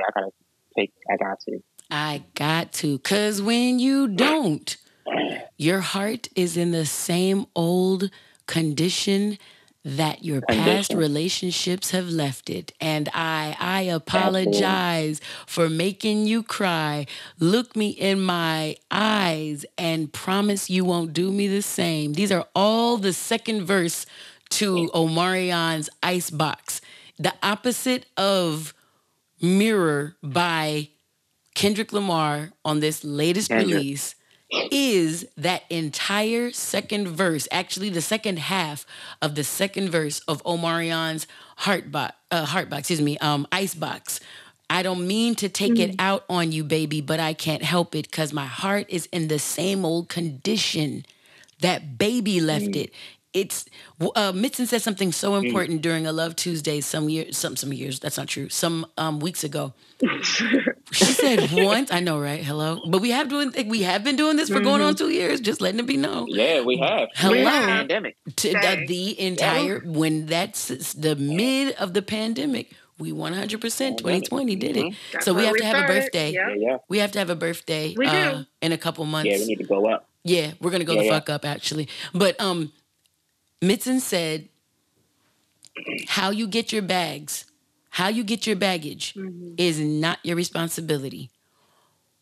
But that you have baggage. And once you realize that those bags are in your fists, they are in your possession. They are yours. They are yours. Yeah. They are yours to process. They are yours to deal with. I'm not saying it's your fault that you have them. Let me please be clear. It is not your fault that you have the bags that you're carrying all the time. Nor is it always just. It's not fair. Nor is it always just or fair. No one's saying that. But once they are your bags, it is your job to deal with them. Period. You know? So Mitzen, your song on Mr. Morale and the Big Steppers. I would say Mirror for the same reasons. I love but it. I guess, and I know this is the opposite of this, but I just got really stuck on We Cry Together. Talk about it. That's not a track that you can really listen to over and over on repeat. But it was, I think, it's just so jarring, you know. Yes. And I guess maybe because of the work that I do, it did have me, even though that wasn't really in the song, but it did remind me of how things start out and how they can escalate from that point. Oh yeah. Oh yeah. Yeah. Oh yeah. And some of the things some of the ideas that were communicated, I think deserve their own talk. So I'm not going to get into that. But that's why I'm being choosy that how I comment on the We Cry Together, because that in and of itself could be an entire podcast. Mm-hmm. Like how the gentleman of that relationship got to where he got, how the woman in that relationship got to where they got, how the interaction plays together, and what's to come in the end, what can be their future. Like that's a whole podcast. The one song. Whole another episode. Yeah. Right. Yeah. And then Purple Hearts after that, like Ooh. you know what a Purple Heart is, and it's just like, yeah, this is a battle. That's you know, so he's battling with himself, he's battling with the world around him, he's battling in relationships, he's fighting battles within his family, and you know, coming back to himself. There's a lot of battles. And I just and this is a side note, I just thought that was really powerful that he put it together in this way. Yes. Which I'm still digesting. I haven't fully digested it yet. And I'll have more thoughts later. But one, with him having been away for 5 years. Yes. You know. Yes. And to put it together in this way. And also being in Ghana. And yes. It just made, I don't know what his relationship to this is, but I know a lot of male artists, Black American male artists in particular, have been talking about moving to Ghana, and Ghana has made it so easier for Black Americans to apply for citizenship there. Yeah. And they, you know, and speaking of mirror, that reflection, you know, and how important it is for us to have that. Yes. Yes. Know? I love oh no, continue. I was just gonna keep rambling. Go ahead. I was gonna say, you talked about a mirror. Ninth Wonder told me to next time he goes to South Africa, he wants me to go. He said, my first time going there, when I got off the plane and they stamped my passport and said, welcome home. He said, it just made me stand. Like, I just stood there for a second, dumbfounded, like, welcome home. Like, welcome home. That's powerful. Listen. And that would change my whole mindset. Bruh, I have a bunch of folks who said that. I had an experience, at Fuller, where we had an event where I think it was the African American Church Studies program with the African Students Union or whatever it was. We had like a joint event. And then, you know, one of the Nigerian brothers listed us. It was about three of us from the African American program. And he said, you know, I don't see African American. And my first thought was like, okay, here we go with the term African American. We get it. You don't like it. But then he was like, no, I see you as African. I see Nigerian in you, and you. And we all just kind of sat there. Wow. You know, being affirmed in a way that we didn't even know that we needed to be affirmed. And so I think that is just very important for us. This is kind of in line with what I've just said, but a little off topic from everything else we've been talking about. But that also reminds me of there was a scene in Black is King, the Beyonce project, where, remember when they were all, I think it was in Violet, the men. Yes. Or it was maybe it was indigo or some kind of bluish purple. Yep. Or maybe it was blue and then purple. I don't remember. But there was just such ease in the way that they carried themselves. Yeah. And it just reminded me of kind of the, like, in other, when you see men here in different videos and just kind of the bravado that's kind of put on. Yeah. You know, to be tough and to be hard and to be this and to be that. Yeah. And it's just, and that there was just so much ease in their identity, in their masculinity, and their personhood. No overcompensation. Communicated just by them. Right. And it was just so beautiful to see. Yeah. It was like they were moving graciously. Yeah. I love that. Yeah. I love that. I was like, our men here need this. You know, man, that's what they need. There's I just saw the video for Crown. It came out 4 days ago. I didn't even know, because like there's no huge. I'm telling everybody that I'm just gonna start dropping visuals for Mr. Morale and the Big Steppers. He literally like I saw the N95 video up. I was like, wait, it up 2 days ago? What? 2 days exactly. 2 days ago. Dropping them. Just dropping them. Right. And no fanfare. No fanfare. But what I love is it's almost like he's not doing this for the fans. He's doing this for anybody who is looking to be free. It's the end of Mother I Sober all over again. And I almost feel like we're going into the break it down of Kendrick, and that's an accident. But if it's happening, let's just let it flow. The thing is, when I watched that video, Boomer and I both watched that video before we set up to start potting earlier. And there's a scene where it's two black men standing at each other. They're facing each other. And one gentleman looks like, you know, like he's intending to be an aggressor. He looks conflicted. And he just looked like, you know, when somebody got that energy, and sometimes you just have to kind of be from it or know what it looks like because you've been in it. I think about the clients that I've had to diffuse actual fights when I worked in a level 12, 13, 14 group home facility, right? And that's the hands-on facility. So we had to know the part training, and I don't even think they do that anymore. But they don't do the training. They still do hands-on. They just don't do that training, I don't think. But, you know, you're taught to know what that sense of aggression or possibility for violence looks like. So in the video, one gentleman has that energy towards another gentleman.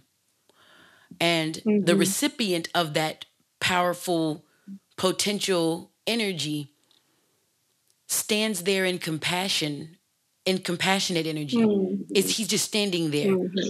And as much as that aggressor's energy wasn't being reciprocated, it's almost like in therapy when we refrain and we hold emotion so that the client can feel their full emotion.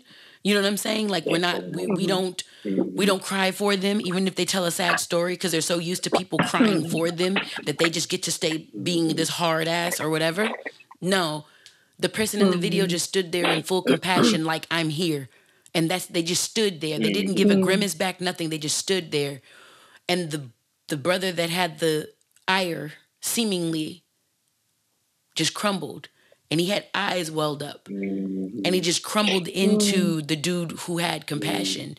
And he just held him. Mind you, that's just one piece of the video. But it's such a compelling visual when we've been having so much Black trauma packaged and repackaged back to us. When in media, I don't know if there has been any other dead or being killed figure than a young Black American male. You understand what I'm saying, guys? I haven't seen... The closest thing I can think of is the fucking Winston-Salem when they was burning white women at the stake for getting too rah-rah with these white men back in the smack of the day. Winston-Salem, where Ninth Wonder is from and was born. You know what I'm saying? Like, that's all I can think of when I think of public executions. When I see strange fruit, when I think of nooses around necks, when I think of gunshot victims, historically, numerically, who do I see? Who could you, even in all this Black Lives Matter stuff, dating all the way back to Alton Sterling 2014, or what was Trayvon, 2013? 2013, yeah. 2013 Trayvon? I don't think we saw that. I don't think there was video footage of it. 2012. Or was it 2012? 2013. I think he was 2012, and then the trial. And the trial was 2013. The verdict came out in 2013. Yeah. Mike Brown was 14. I'm sorry, I said Alton Sterling, but Mike Brown was 2014 is what I meant to say. Tamir Rice. There's too many names, and it'll make me too sad if I keep going. Way too many names. There's way too many names. There's way too many names, and I'm a big firm believer in remembering the legacies of these men and not their last horrible moments, including all the way up to Nipsey, mind you. And even more, we can go George Floyd. Like, this is not far. This is not far removed. But I say all of this because, let's go back to a Kendrick talk of Blacker the Berry. Why did I weep when Trayvon Martin was in the street if gangbanging making me kill a nigga blacker than me? Hypocrite. It isn't only an atrocity when white men are putting the nooses around Black men's necks.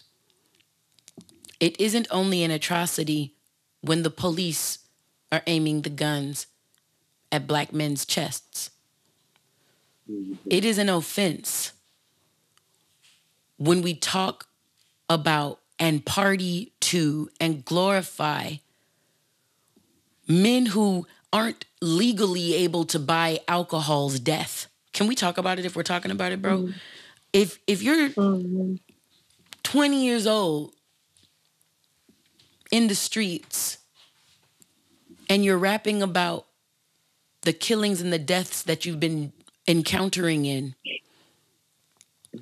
and because you're talking about it, some record label somewhere knows that trauma repackaged is gonna sell. Yeah. So they take all your rights, give you what you think is a bag because you've never seen a bag before, and then allow you to perpetuate the saddest era of rap that a vet like me has ever seen. So when Kendrick says in Mother I Sober, you don't think I know what you sexually traumatized rappers look like? You don't think I don't see what all of your chains and all of your ice and all of your bravado, like you talked about earlier, you don't think I see what that's looking to cover up? It's not just all of this other extra stuff that we're talking about. He talks about Black trauma throughout this entire album in a way that I think it needs therapists. He got Eckhart Tolle, bro. I think this is an album where one of my students, my former students, one of my babies that just left, he's a mentee of mine now. I should call him a graduate because he graduated with like 6 degrees. Anyways, and he's about to graduate very soon from a university. But he said, I haven't listened to it yet, Miss Y, but I know this We Cry Together song, and everybody keeps talking about this We Cry Together. And I thought it was so interesting that even as a young Black man who hasn't listened to the album yet, the most toxic, illustrating song on the album is what he does know, number one. But watch this, number two. Yeah.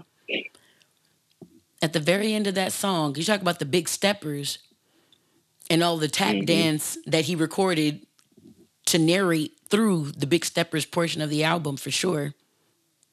When you talk about tap dancing around some topics, you get to that "We Cry Together" song, and at the very end of they don't hold nothing back.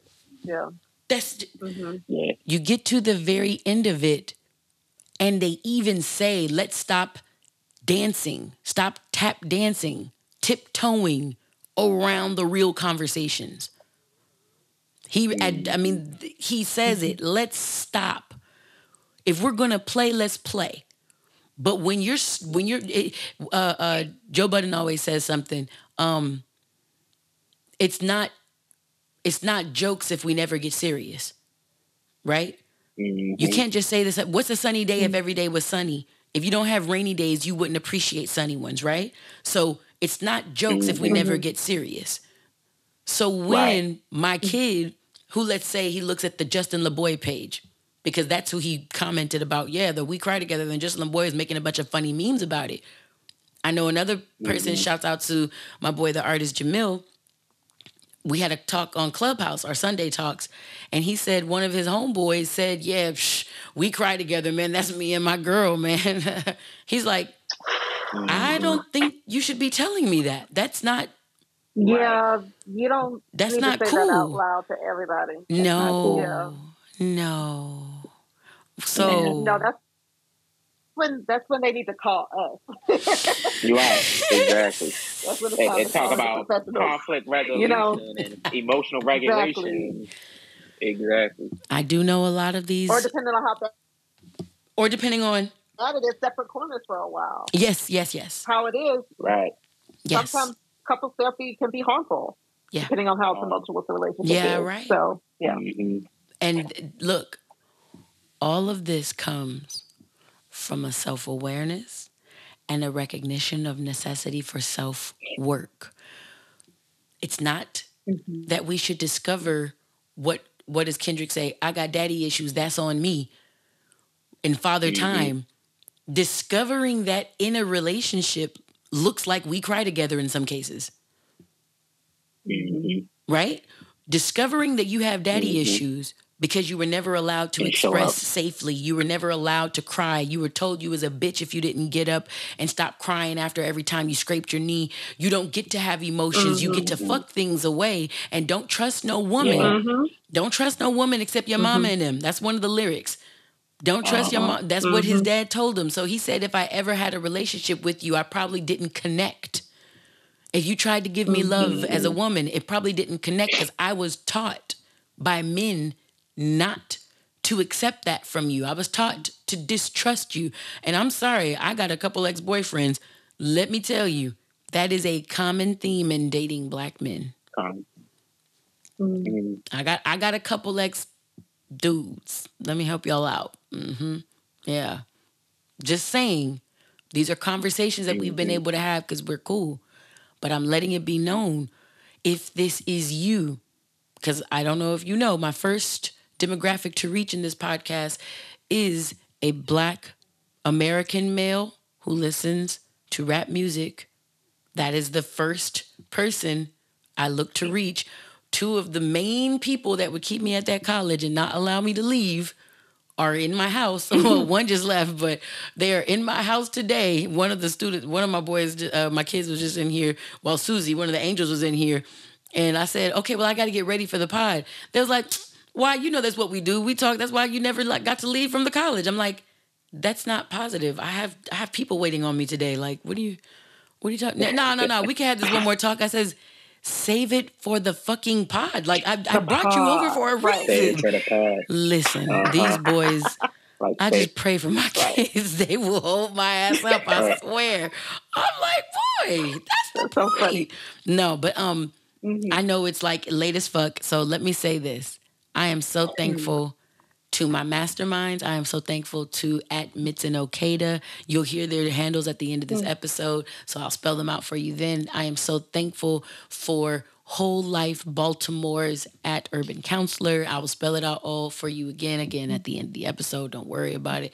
But I want to let these beautiful souls get some possible form of sleep. Hello. I've formatted my day. I formatted my day such that I knew I would be able to sleep all day if I needed to, especially to rest my voice before this damn show on Friday. But I'm just going to say to them, I am so thankful that we have each other. I'm so thankful that when I have deep topics on this podcast, I don't, as a trained therapist, have to go it alone, that I have comrades in health and mental health and safety for self and love and presence and grounding and all the wonderful worthiness things that we talk about. I have allyship with two very extraordinary minds who never I mean, I was going to say they never tell me no, but that would be a lack of boundaries. But no. What I mean is they're always down. Supportive, man. They are always down to be what is needed for love culture. And I make a big stamp on love culture because as Kendrick kind of set up in the Heart Part 5, talking about the culture will sit there and take you for a fucking ride.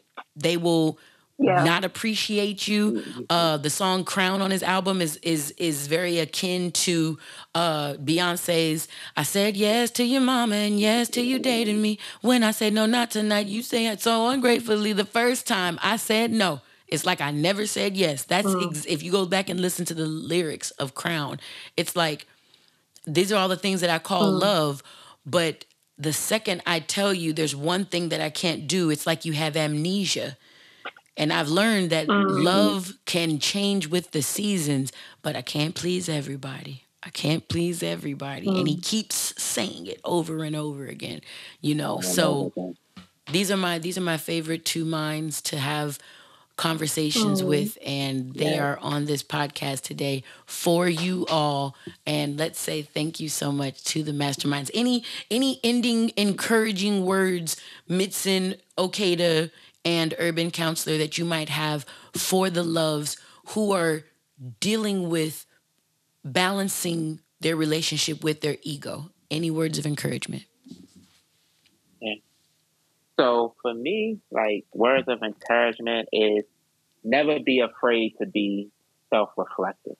You know, like take that dive, take that leap, take that courage to engage in that self-reflection time, because at the end of the day, it's just going to make you better and those around you better. Yeah.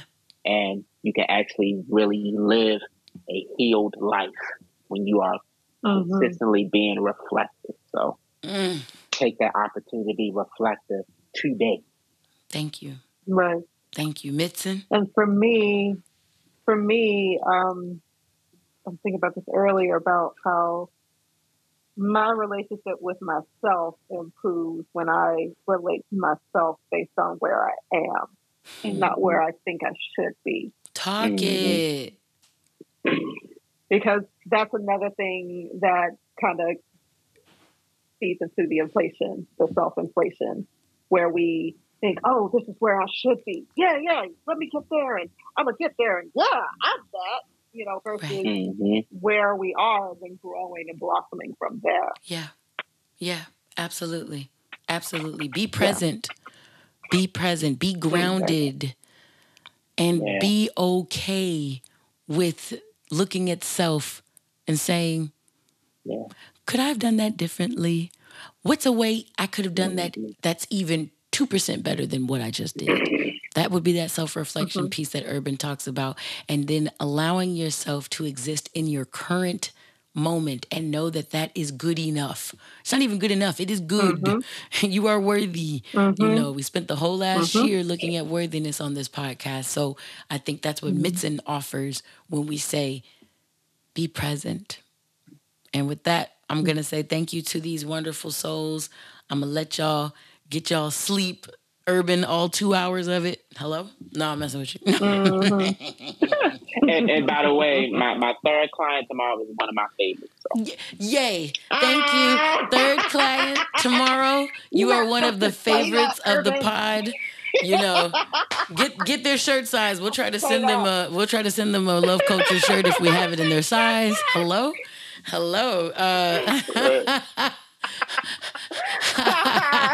I love that, and I love y'all. And I'll talk to you too. Love you soon. too. Love you guys. Absolutely. Love y'all too. Thank you so much for having me. Always. Thank you for having us. Thank you. Bye. So, I think we mixed in some of the Break It Down, which was supposed to be on Kendrick's influence on the culture. And man, those two brilliant folks. Being able to speak about Kendrick's album, Mr. Morale and the Big Steppers, with them, I'm telling you, to fully understand or appreciate that art. And to Dave, you can. When I said that we was doing the Break It Down, we did the Break It Down. We just did it with the Masterminds. You can go on and throw that damn title in right whenever we did that, so you don't have to worry about it.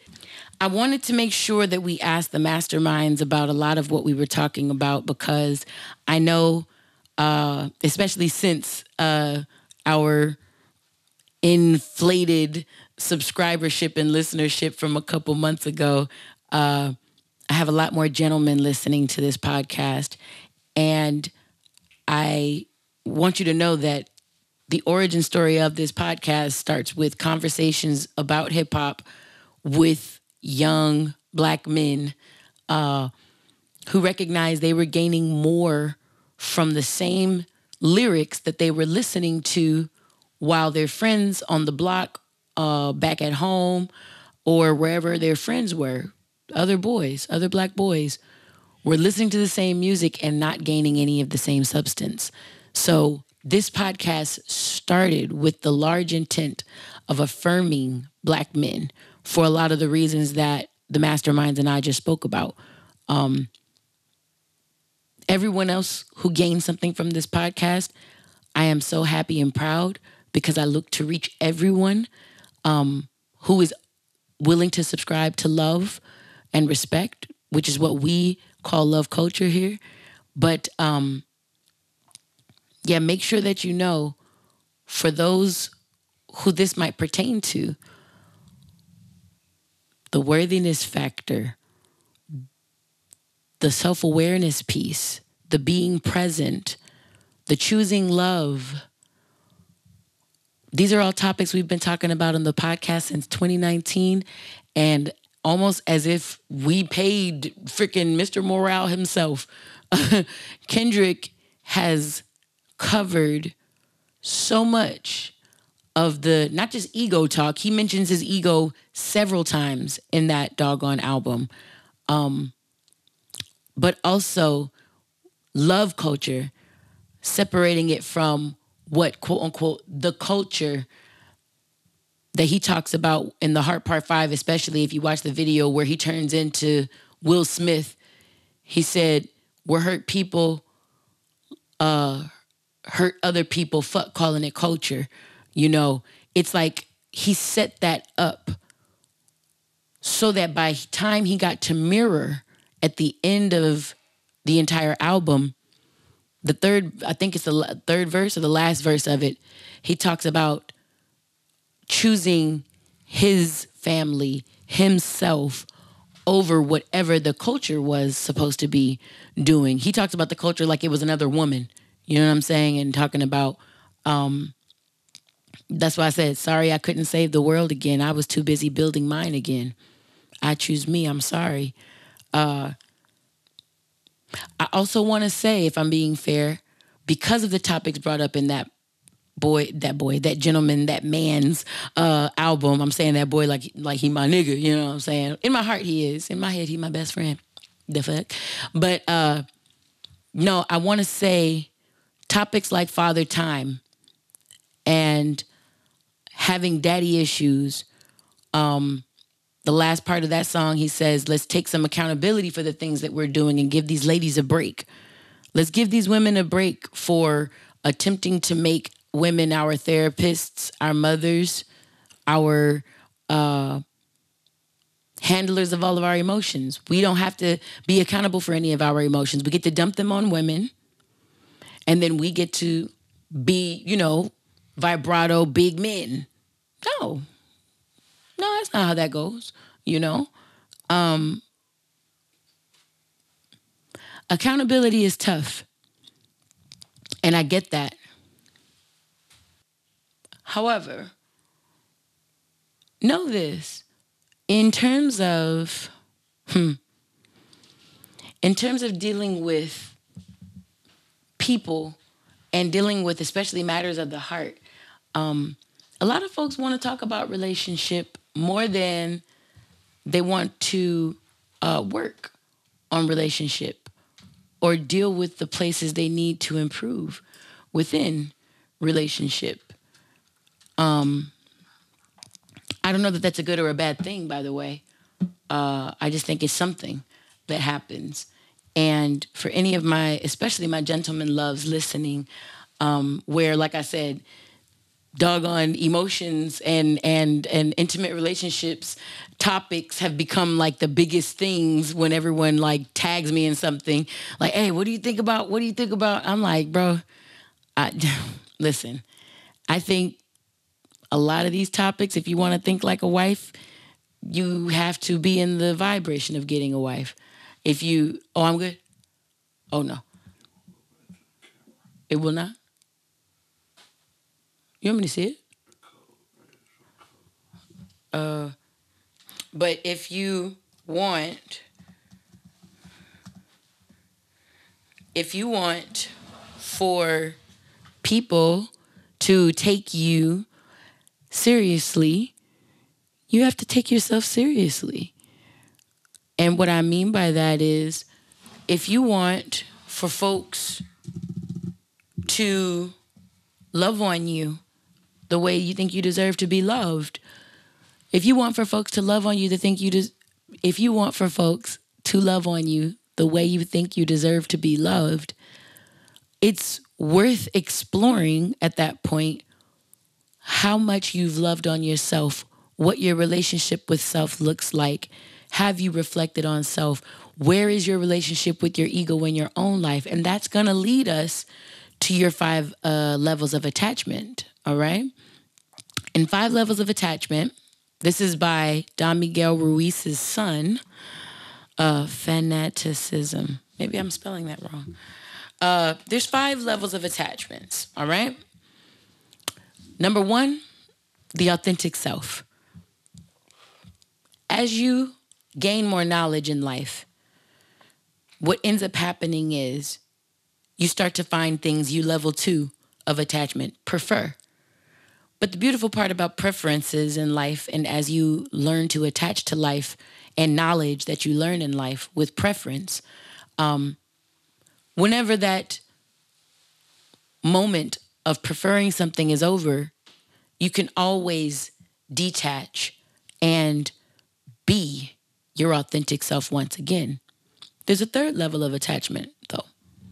So after you are your authentic self, you see and decide the knowledge that you have in life that you prefer. Further knowledge still allows you to go into what's called identity level of life. Lots of people live in this space. Identity is what knowledge you have of yourself that acts as a mask so that you understand the world and the world understands you. But it is a mask. If ever you want to shed the identity of yourself, you will leave level 3 attachment, go back to level 2 of preference, and you get to choose what you prefer to be a part of. And then even still, when you choose to lift that attachment, you can always become the most authentic version of yourself again. Going from authentic self, preferential versions of yourself, and identity formats of yourself. Your 4th level of life is internalization. When you're in the level of attachment that's called internalization, you do something a little tricky. What Toltec knowledge, these are ancient people that predate Mexican people. Toltec knowledge, the Toltecs are the creatives, the artists of their day. Once you start to do level 4 of attachment, you go into what's called domestication. Domestication means there's a big emphasis on approval and rejection from society at large around you. You want and need for people to behave a certain way in order for them to be accepted by you, or else you will reject them. However, it's a mild sense of this.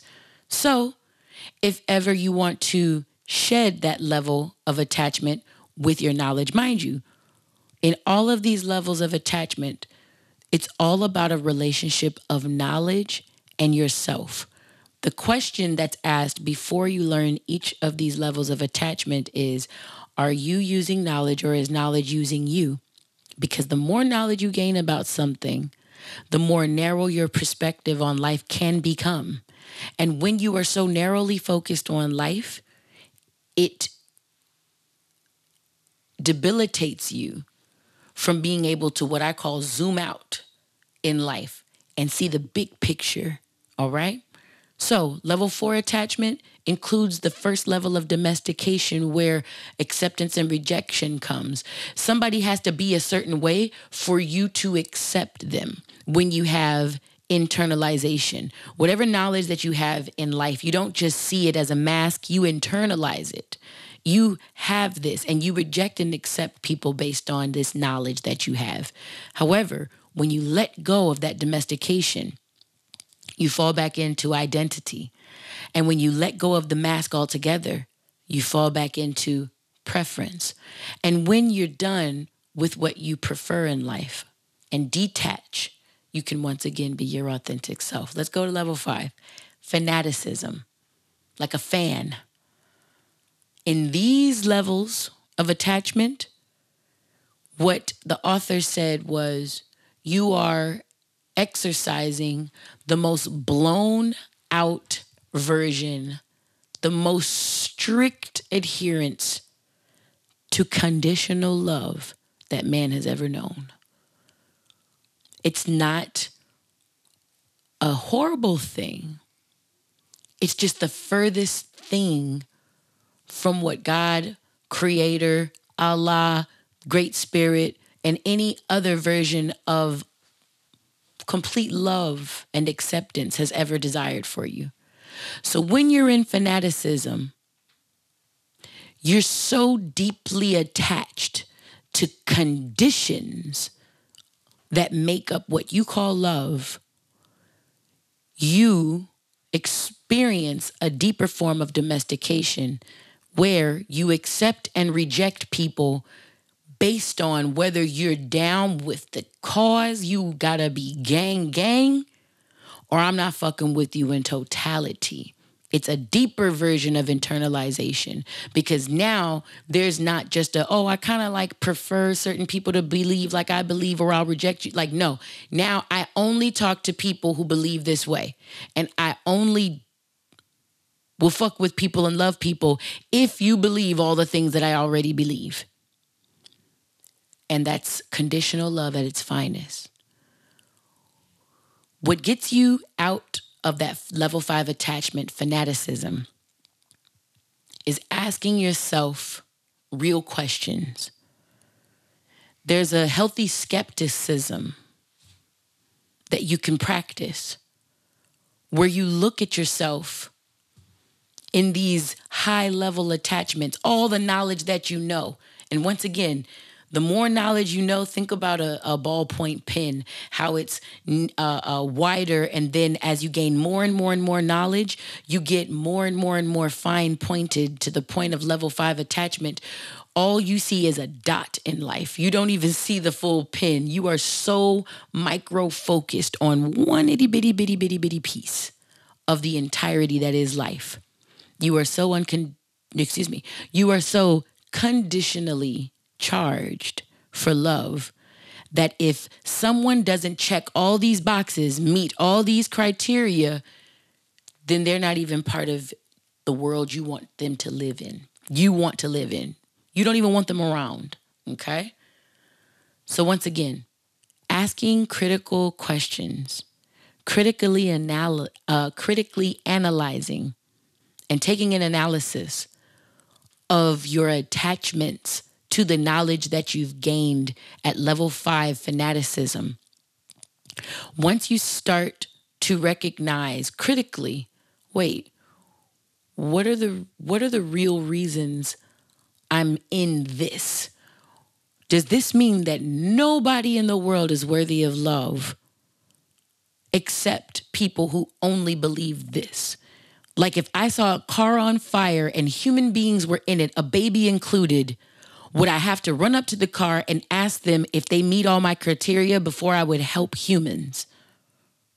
Once you start to ask yourself healthy criticisms and critical analysis types of questioning, you can start to detach yourself from a level 5 attachment, but you'll still be in internalization, which still has domestication attached to it, which still means there are certain people you will accept and certain people you will reject based on if they fuck with the things you already think are fuckwithable.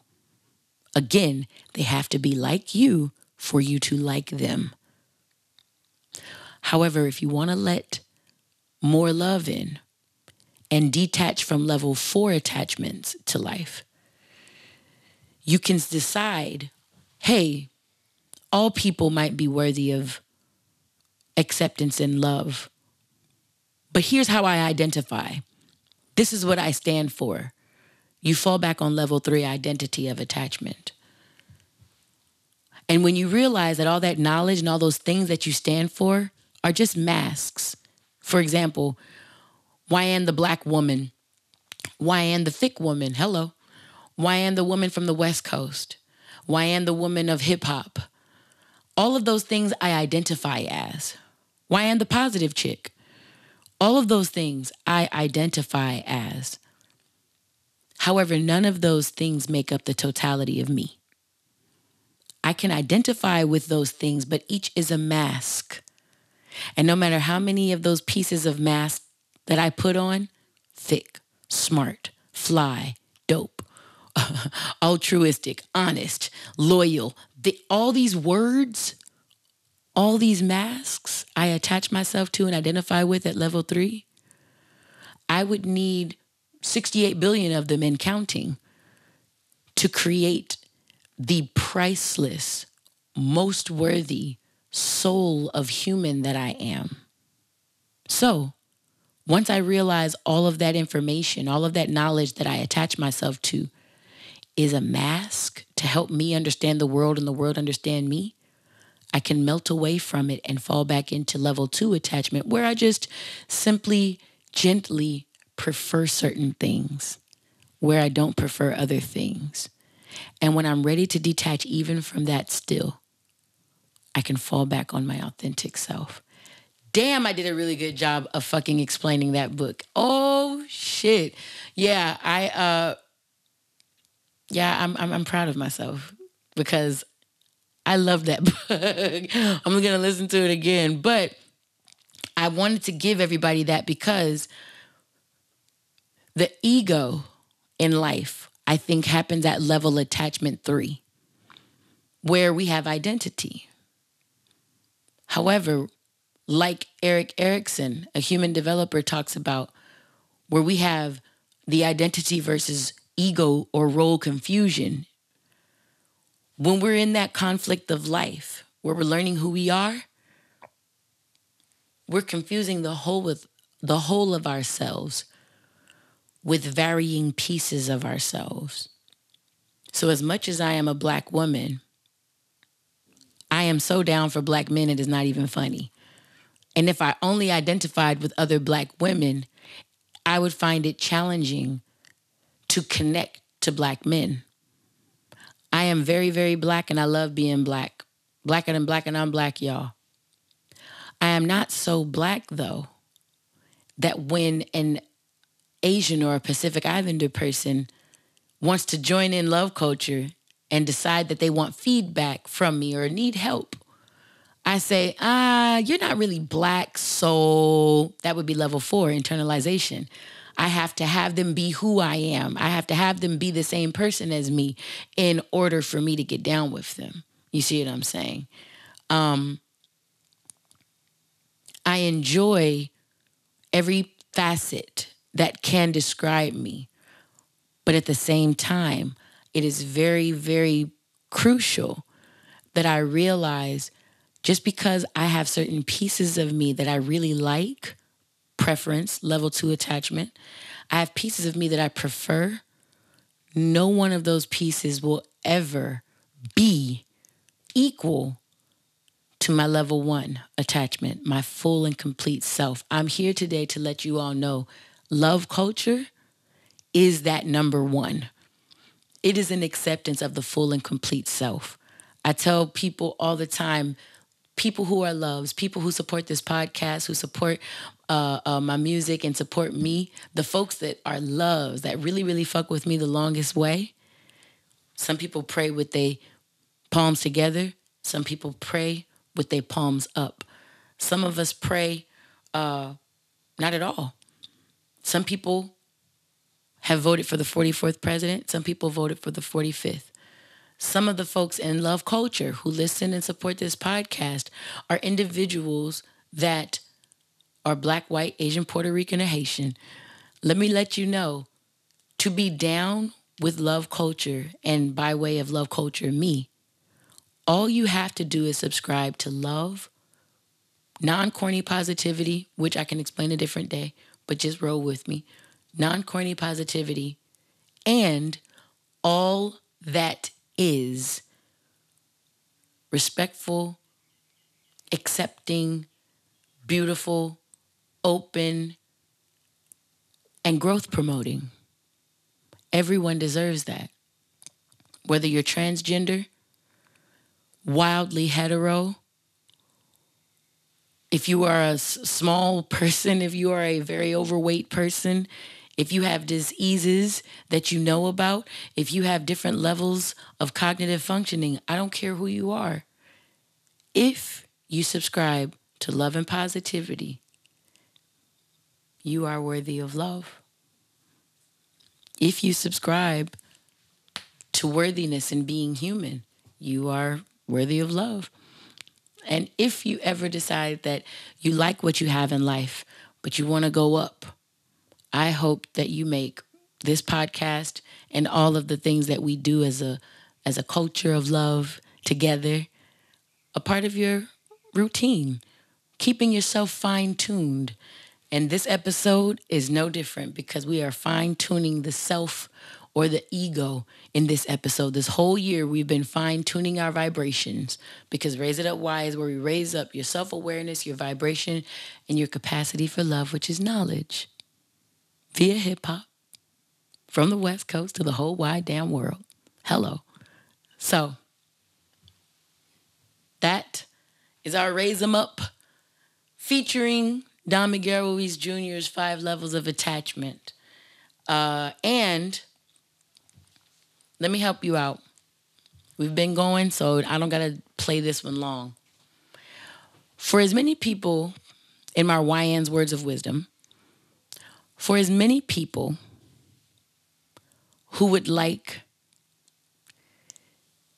to be like, yeah, that's me, I'm her, I'm him, yeah, I got this going for myself, and have that little nice little sense of self, identity, ego, however you want to do. For as many people who want to be in front, I am so flabbergasted and surprised at all the people who do not want to lead. For as many people who say, hey, follow back, follow me back, follow me. For as many of those people in life who want followers, it is surprising to me how many of those same people don't care to lead. So, with all of this knowledge about the self and about the more knowledge you have, the possibility for you to be narrow-minded grows greater. And by zooming out in life, detaching to all these different levels of knowledge, you can be your most authentic self. And knowing that, my question to you is, do you want to be in front or do you want to lead? This is specifically to a lot of the gentlemen who I hear, especially in love culture, because I have a relationship with y'all now. I hear a lot of people, well, I want my woman to be like this, and I want my woman to this and that, and she got to listen to me, and she got to this and that, blah, blah, blah, blah, blah, blah, blah, blah, blah, blah, blah. For as many folks, especially masculine energy owning folks, I don't care what gender you subscribe to, masculine energy dominant folks, for as much as you demand of those who would follow you, my gentle question to you is, how much do you think you plan to lead? Please, I invite you to go back to episode 22, Words of Wisdom, where my baby sister is our honorable guest. Who is that? My auntie? Because I think the kids locked the heavy door. And if this is not my aunt, you all are about to hear Raise It Up Why get Raise It Down. Who is it? My auntie? Okay. I'm still taping the pod, auntie. I'm still taping the pod. Oh, you are? Yes, I am. Okay. We love Auntie Pat here. But so what's also happening here, ladies and gentlemen, is when I have a bunch of guys, or not just guys, but again, masculine dominant folks who would like for a bunch of people to be under their control, quote unquote. I always invite people to go back to episode 22. It's where I tell my baby sister, Nurse Whitney Fly, about my attachment to the dance of salsa. And in my attachment to the dance of salsa, my preference for the dance of salsa, I told her how I learned about what relationship and learning how to relate to, positively relate to being a wife, and what I would like in my leader of a man, a husband, to look like. The dance of salsa really helps there. There's 2 rules of salsa. For the follower or the more feminine following energy, let the man be the man. For the masculine leader, make your follower look amazing. What's funny is, in only those 2 rules of salsa dancing, it covers a lot of ground where role confusion in relationships can happen. This is not about what a man needs to be the man or a woman needs to be a woman. This is a clear indicator that if everyone was stepping to the beat of their own drum, there would be chaos. There needs to be some semblance of agreement and trust in the relationship, such that someone could have their hands on the wheel steering and someone else could be trusting to sit in that passenger seat, either as a passenger or as a co-pilot. So when I think about the ladies of today, a lot of ladies of today are like, shoot, I'm not no passenger in that relationship. I'm a co-pilot. I got to be able to lead too. I'm like, okay, big mama, if that's what you got to do. But I'm also offering to those beautiful ladies who might believe that way, that you also might be embarking on a bit of ego-prone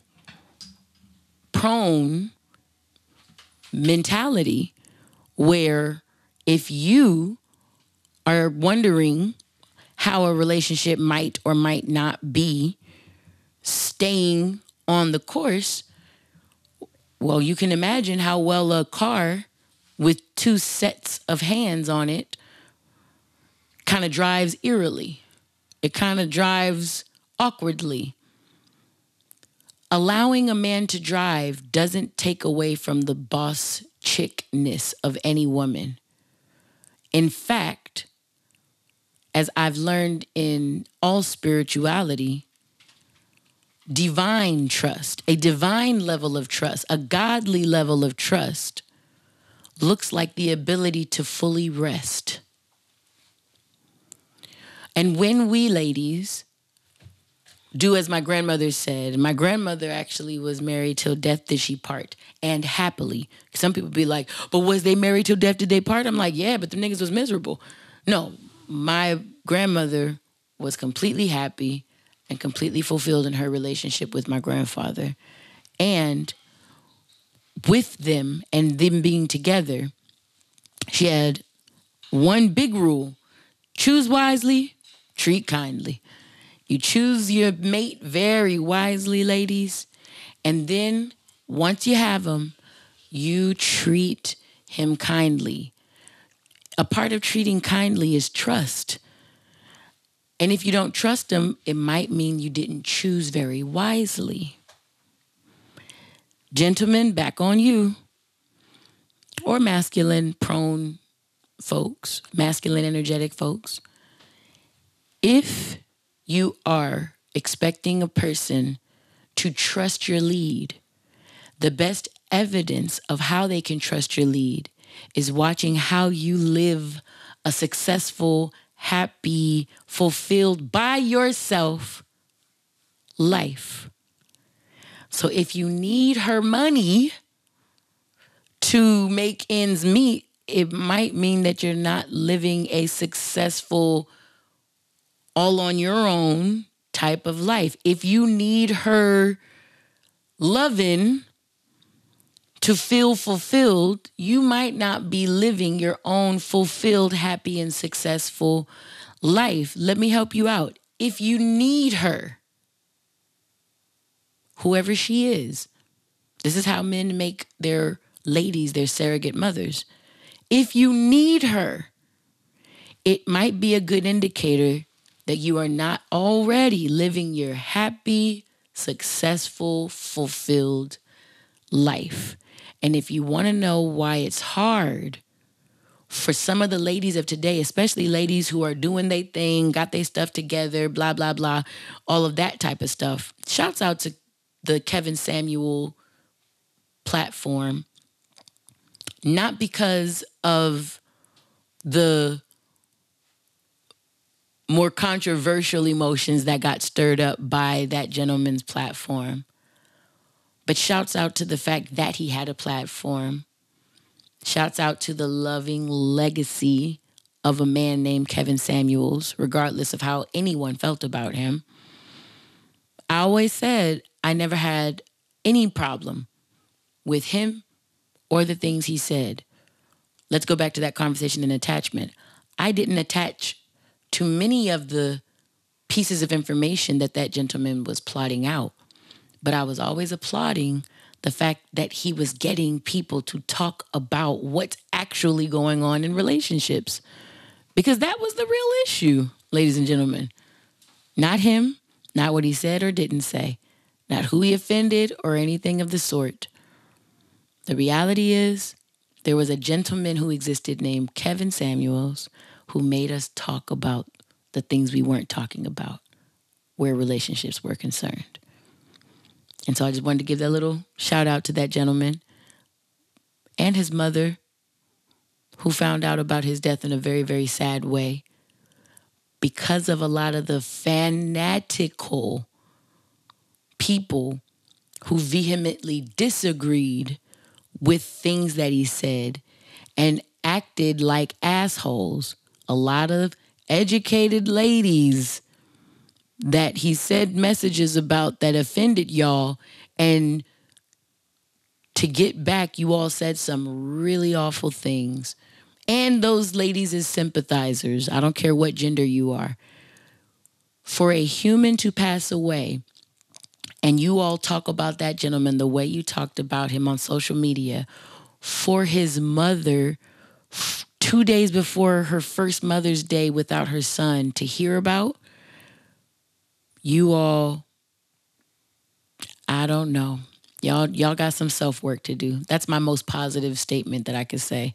I got a whole bunch of things that I actually would want to say to you, but I don't want to use my positive platform to give y'all my less than positive thoughts. But yeah, there was a lot of inconsiderate, self-centered and selfish, very low vibrating, whack as shit things that were said about that man by the women, especially, that he quote unquote offended. Women built like Emmett Smith. Women built with a back like that was from a Whirlpool refrigerator. But you have 2 doctorate degrees and a refrigerator full of whatever you're eating to tell yourself that you're worthy because you're still single. And that's why you were hanging on to every word that man said, even if it was to hate him. Yeah. Y'all got a lot of nerve. That's all I'm going to say. For a whole human,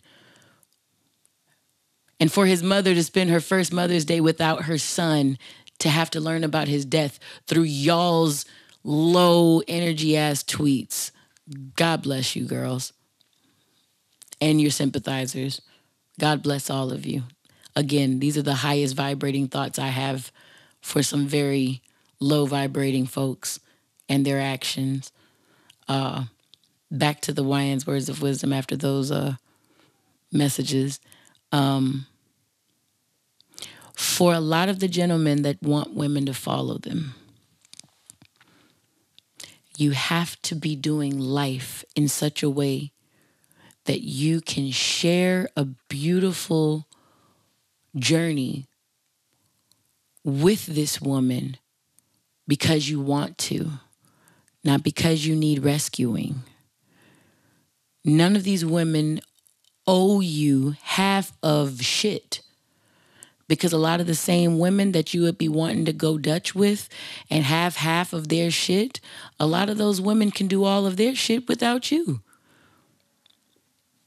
So if you're looking to be the gentleman that you think you want to be, to the level of lady that you think you want, I would encourage you to live a life that is at a level that you would be, oh my goodness, over the moon happy about, all by yourself.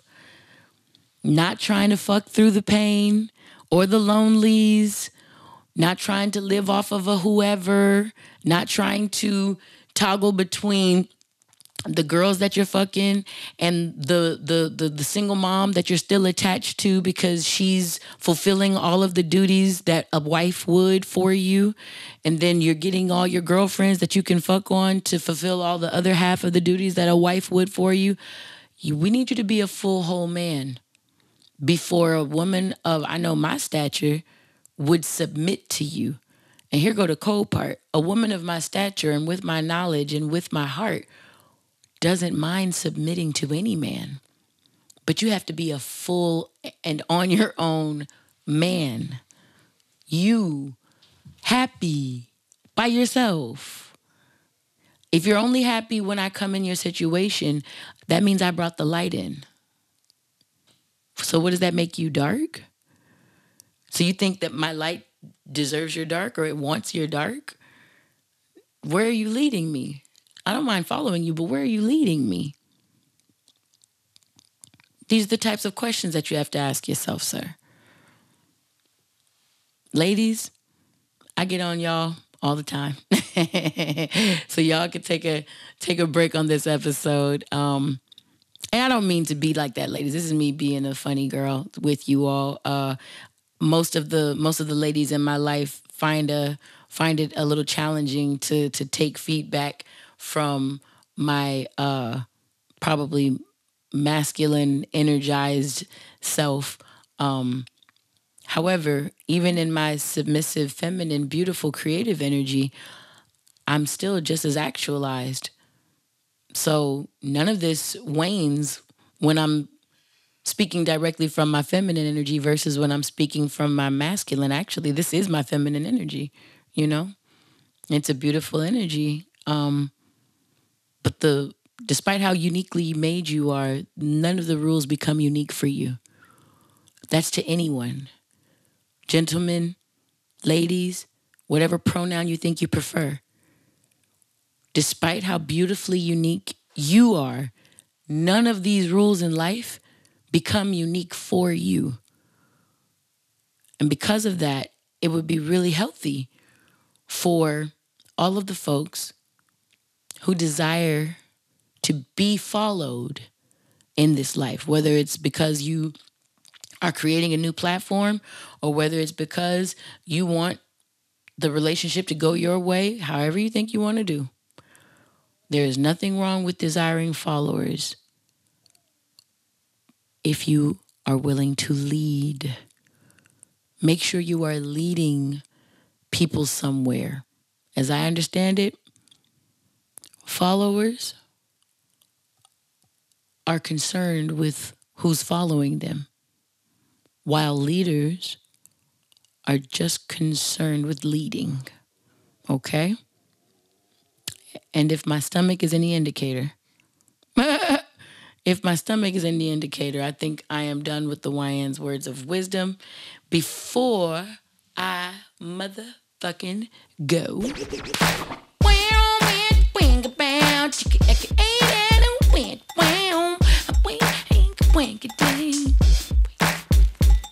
That was as much as I was turning up tonight.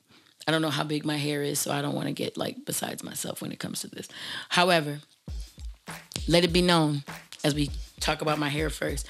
I love the Doux More Than You Knew. These products, my hair smells really good. I don't think you want to smell it though. You want to smell it? Boomer said he doesn't want to smell my hair, so I'm just going to let him be. Anyways, so I love the Do More Than You Knew. Shouts out to my cousin Maya Smith, CEO and MC, aka Master of Curls, at thedoux.com, THEDOUX.com. Instagram is ILOVETHEDOUX. I love the Doux, and who I didn't clearly get to go see before I did this episode is Hair by Quista, my hair lady, who I cannot wait to see again. But my hair is still red, even though Boomer says he can't see any of the... You don't see it still? How my hair is a little red? Yay! Okay. He gave me this. That means he really sees it. I'm messing with you. At Hair by Quista, HAIRBYQUISTA, Hair by Quista. Shouts out to those masterminds again. Let me make sure I give you the correct spelling of their IG handles. All of the handles I usually give on here are from IG. Mitzen Okada is MITZENOKADA. Urban Counselor is Urban URBAN _ COUNSELOR. And he is the creator of where he works and his wife, who is also a therapist. Whole Life Baltimore, all spelled correctly, all together. WHOLELIFEBALTIMORE. I love that for the fourth pay your dues, I just have an @ symbol. So we're going to say that's at Boomer Did It, at BOOMERDIDIT, at Boomer Did It. Just put out a new single and a visual for his single produced by Eastside JFK, and it is called Free Fucking Game. Omit the fucking. Never omit the fucking. What? Okay. But anyways, it's called Free Game, and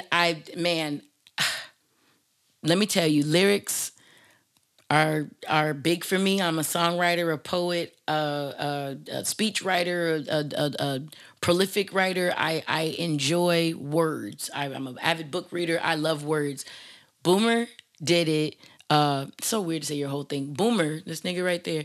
I mean, this man, sorry. Oh, goodness, I'm tired. Okay, Boomer, my great friend, and who also helps me with this podcast, The Remedy Yard also. How you do that? Is there an @ on that? At TheRemedYard at the Remedy Yard. Is where my boy Boomer, who helps me with the visuals and sound for this podcast, that's where he does a lot of the visual services, including, you know, video production, clearly podcast production, things of that nature. Make sure you're hitting him up and giving him any of your business when it comes to what you're doing for your independent work out here in Los Angeles. Even if it's not independent, if you got a budget, even better. Hello. Well, shit, while I'm at it, at I am Dave4, IAMDAVEFORE, because I'm just shouting out my team at this point, and he masters all of our music. Well, and our podcast. I was going to say our podcast, but he masters our music too.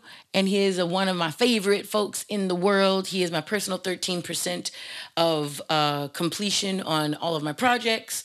That is an inside thing between him and me. He will love it when he hears it. He will smile. You are smiling right now, Dave Ford. Thank you so much for smiling.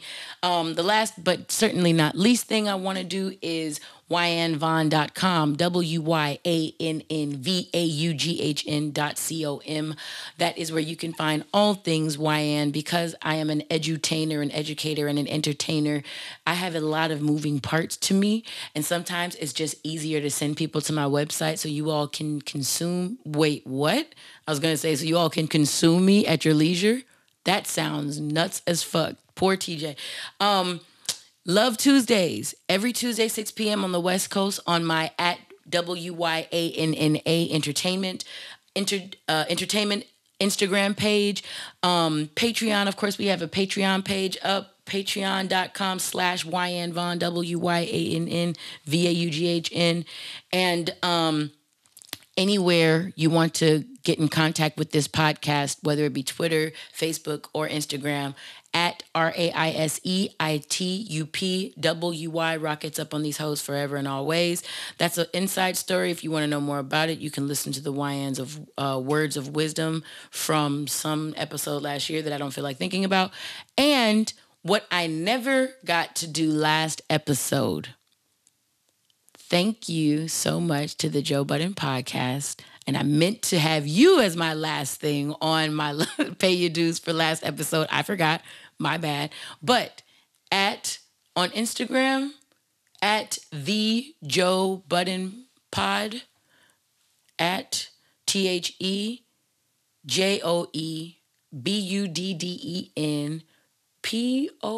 I think it is. Yeah. At the Joe Budden pod. Of course, if you want to follow Joe Budden, JoeBudden, on almost everything, that's that ish, THATS, and officially Ice. Spell correctly, niggas. Like, come on, like all this spelling together. Parks Valley. No, I'm sorry. His name is Parks Music. Parks Valley is his actual name, though. And can I say this about at Parks Music? I have a relationship with him before the Joe Budden podcast. I learned through watching. Whenever I go to my nail shop now, they only play DJ Cassidy's Pass the Mic ever since. Shouts out to DJ Cassidy. Ever since The Emotions was on it around Thanksgiving last year. So when I looked and saw who mixes and does all the sound for mixes and masters, probably all the sound for DJ Cassidy, it's fucking Parks. So I had contact with Parks before any of the boys because he had to mix my vocals with my sister at I Am Wendy with an I and my mom at The Emotions Legacy when we were on DJ Cassidy's Pass the Mic at Thanksgiving of 2021. I can't remember what the episode was called, but it was after one of the BET things. You know what I'm saying? Same episode as Jeffrey Osborne. Same episode as Anita Ward. Anita Ward was Ring My Bell. And my sister Wendy didn't know what she meant when she said ring my bell. I'm like, okay, never mind. But yeah, you guys figure that shit out. But yeah. So much. Casey and the Sunshine Band was also on our episode, and he's right before us. And Anita Ward, I think, right after us and everything. But so much love to the Joe Budden podcast for all of the exposure. I'm sad that I won't be seeing you all in May of this year because the podcast tour got postponed. But when you all come, I will know. Say it differently, why? Because niggas got brains. When you all bring yourselves to Los Angeles, I will for sure support all of the endeavors that you all do. Thank you so much for everything. And ladies and gentlemen, the longest episode, I think, of the podcast is now in the can. This is episode 44. We are, is the ego your amigo? Out. We are you ego prone out? And if I never say the word ego again, I think I'll be all right. No, I'm fucking with y'all. Thank you all for tuning in. I appreciate you. I hope you learned something. And let's get more discussion cracking in these comments or at Love Tuesdays, however you guys see fit. But thank you so much for your time. And stay real, y'all.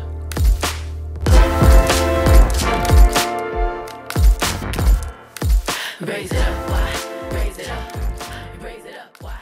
Raise it up. Doom cat, but don't boom, down, down. Hey, I was flat, but don't, boom, boom. Hey now, don't won't. We should add that.